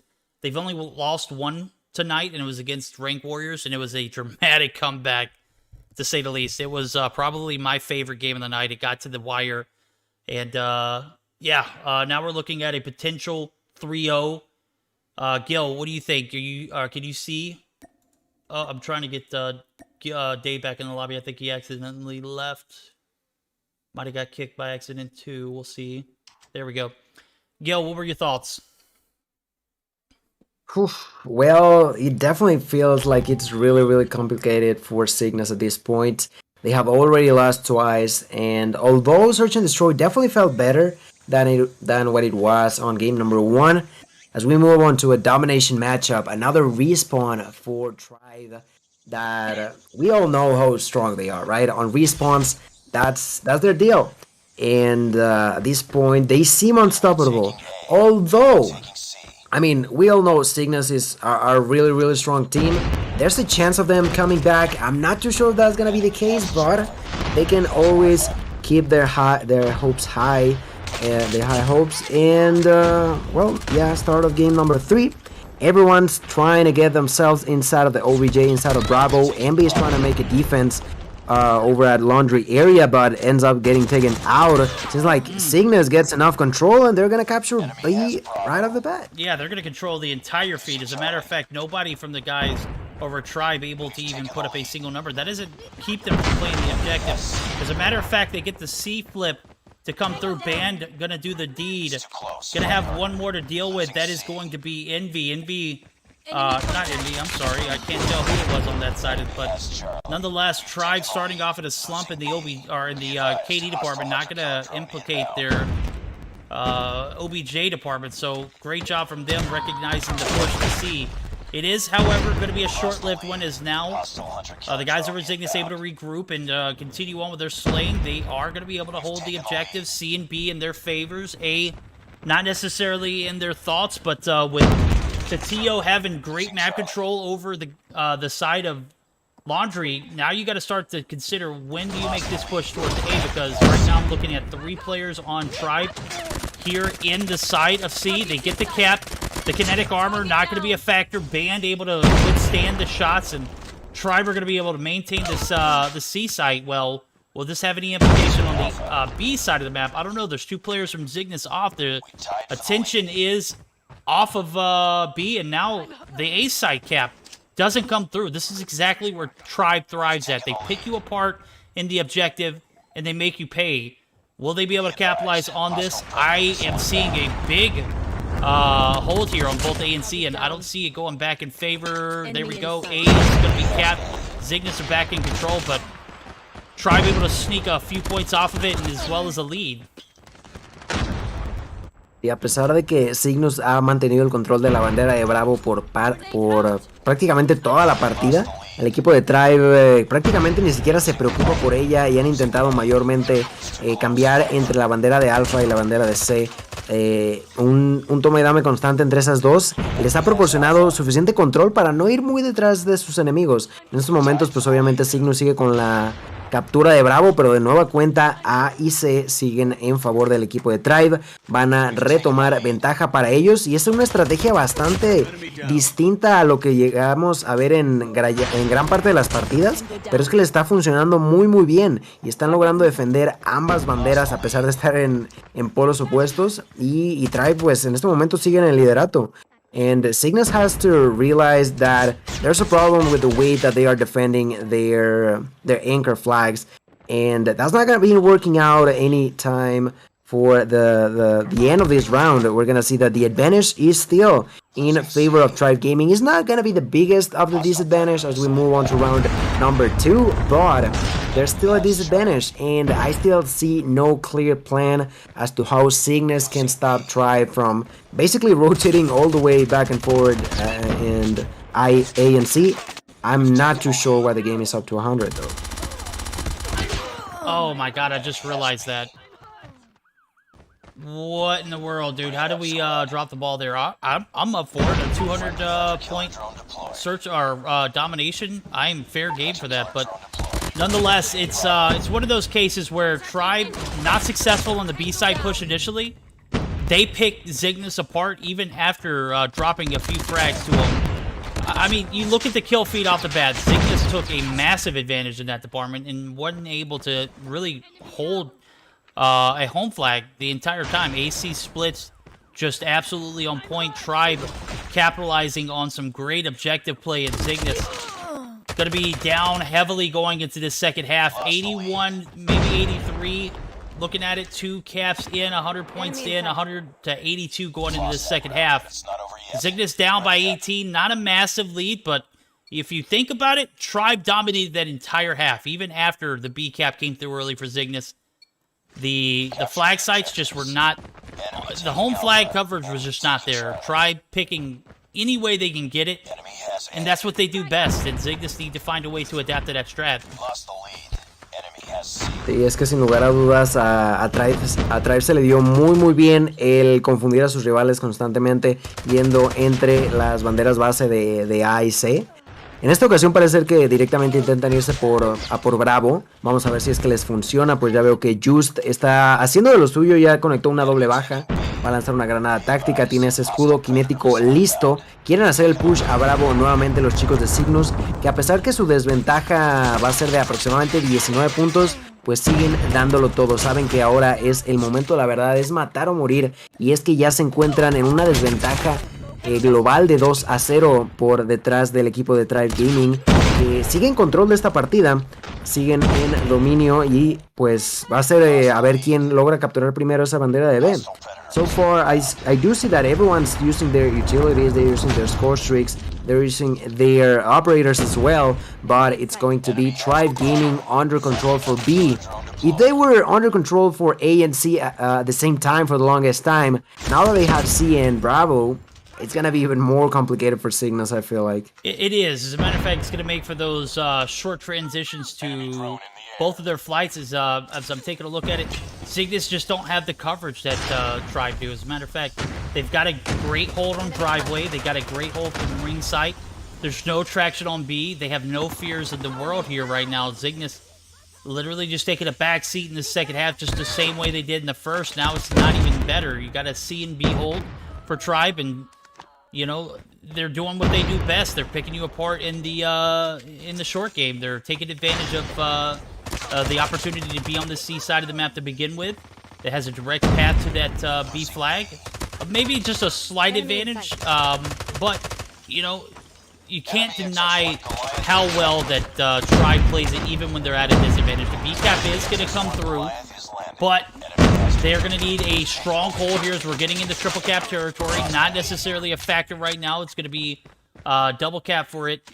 But it has been short-lived double cap. So Zygnus need to stick to a point and maintain their whole flag while they're doing it. As a matter of fact, I don't see anybody on A, and I see 2 players from Tribe trying to make the push through, and I'm not, again, 100% trying to pick at Zygnus here, but this is something we've seen continuously throughout this domination game. If Tribe lose B, they go for A. If they don't get A, they go back for B, and they just pick you apart, and now they're going to get the AC flip yet again. Bolu has a Goliath to work with, and Just might be able to get this. Yeah, Just is right there on point, but he's going to get 2-for-1 split, and Parrish going to try to make the push up. They're going to maintain C. Maybe that was a good approach. They were able to cap their home flag, and, you know, putting that one player there as a spy directly influenced the remainder of the Tribe team. So maybe this is their attempt to pick this Tribe team apart. Sí, muy buena jugada ahí por parte de Just, que logra desequilibrar al equipo de Tribe, provoca que ese Goliath tenga que retroceder hacia su propia bandera de C para poder defenderla. Just ayuda de verdad de manera muy oportuna al equipo de Cygnus, que logra retomar la bandera de Alpha y que en estos momentos va a volver a intentar ser capturada por parte de Marcy. Marcy que muere a manos de un... No estoy seguro, creo que fue una granada o algo por el estilo, pero muy bien ahí por parte de Cygnus, que logra defender y que se ha dado cuenta que la manera de evitar que les roben su propia bandera es hacer exactamente lo mismo con Tribe. I feel like Cygnus have figured out a way to prevent themselves from losing their home flag, and that's doing the exact same thing. They are trying to get at least 1 or 2 players to go all the way around and try to punish. If they are trying to steal your own flag, at least you're stealing theirs at the same time. That's working out so far. They're continuing the control of 2 flags. They are going to be losing now Alpha though, and problems are going to rise up one more time, favoring Tribe Gaming. We're like moments away from triple cap territory situation with only 1 flag in sight. A is going to be pushed to Tio up top. He needs to win this gunfight, but he's going to be pushed by multiple, so the C site's going to be the second option. However, there are multiples there as well, so Tribe spreading this Zygnus roster out thin, literally making them pay for their mistakes, and now we are in that triple cap territory. I don't see it happening. Tribe might be able to close this thing out. A comes through. 10 seconds. Time is done. That is it. Game number 3 going to go on the backs of a well-played domination for Tribe. Zygnus, unfortunately, not able to make that comeback come true, and very disappointing ending for them, but very great job there for the guys who are Tribe. They played so very well in that domination. The strats were just on point. Just love seeing... It's like, you know, when a painter is about to create just a priceless piece of art. They know how to play it. They know how to play it so very well. It's just ridiculous. And Zygnus just wasn't able to make that comeback come through. So, Day, thoughts? What were you seeing here in Game 3? I mean, definitely a very dominant game for the side of Tribe. They maintained map control. I mean, honestly, basically the entire game, and we're absolutely slaying out. We did have a couple people on the side of Zygnus show up, Just with 26, Tatio with 22. But I mean, Envy putting up 30 on the board, Parrish with 25. Again, the positions that they were holding maintained spawns for them, and you know, we did have a little bit longer of a game, so I'm not sure what that entails, but I love seeing these 2 teams face off. I can't wait till we get to stage 4, or I mean, I guess stage 5. Because stage 4.5. I mean, you could see in chat the whole time, right? I mean, chat left and right, Tribe fans, Zygnus fans, were talking about ping the whole time, and that is a factor here. So, you know, as we get into stage 5, teams are obviously being flown in, not necessarily for a LAN, but they will all be playing very close to essentially where the servers are going to be located. So everybody's going to be on a really even footing in that sense. And, you know, this is a matchup that I could see being in your semifinals or even your grand finals. Absolutely. I'd like to see that land with Verdict's house, you know, like, I'm just saying. Yeah. You know, I don't think I got enough egos to accommodate, but you guys are more than welcome to crash where you could see fit. You know, you got to deal with Herschel. He likes to walk around the house at all hours of the night and just do his thing, and he might just jump up on you and kind of snuggle for a few minutes. So just if you guys do prepare to come to Verdict's house for LAN, good luck. As much as I'd love to have you over, yeah, okay, we'll have LAN at my house. Okay, it's sold. You know, Bobby already convinced me you guys are doing a hell of a job too. wasn't that hard, but that's it. Week 50 in Raps. Tribe taken in convincing fashion 3-0. Was hoping that Zygnus would find a dub there, but not because I was rooting for Zygnus, but because I wanted to see this thing go to distance. And man, short-lived best of 5 in 3 games. Guys, I want to stop and thank y'all for a hell of a night. I know Day and I had fun earlier. I know, Gil, you had your work cut out for you with the games going to 5 over on the semifinals bracket. But it's a short night, right? Short-ish night. Yeah, Not too shabby. I mean, we're a little after midnight at this point. There we go. Day, you still streaming? I'm just so tired, man. Man, I'm not mad at that. That's we're gonna call it there. We're gonna give a shout out to the sponsors: HyperX, JuJu Energy, SXC Finger Sleeves, and of course Trovo. Guys, we would not be here without y'all. Thank you to the viewers who came through, all the players who rated. Appreciate you guys for coming through and following. Protocol orders. The situation is you guys are allowed to stream up to the second round, semifinals and on. It's strictly on our channels. It's just the way that we have to run it, guys. So we appreciate y'all for complying. So we're going to get geared up for a raid. Don't go anywhere. Congratulations to Tribe. You get the crown this week for the Meseeks Sunday Showdown. We'll see you back next week. Actually, we'll see you back tomorrow night as we're going to have a special Meseeks Invitational Tournament that's going to start out. We're going to have 2 streams for it. It's going to be 8 teams, double elimination style. So it's going to be a sweaty one. It's going to be a long one. Prepare yourselves. All of these teams are going to be right back here tomorrow night. We'll see you then, guys. Don't go anywhere as we're going to get geared up for that raid.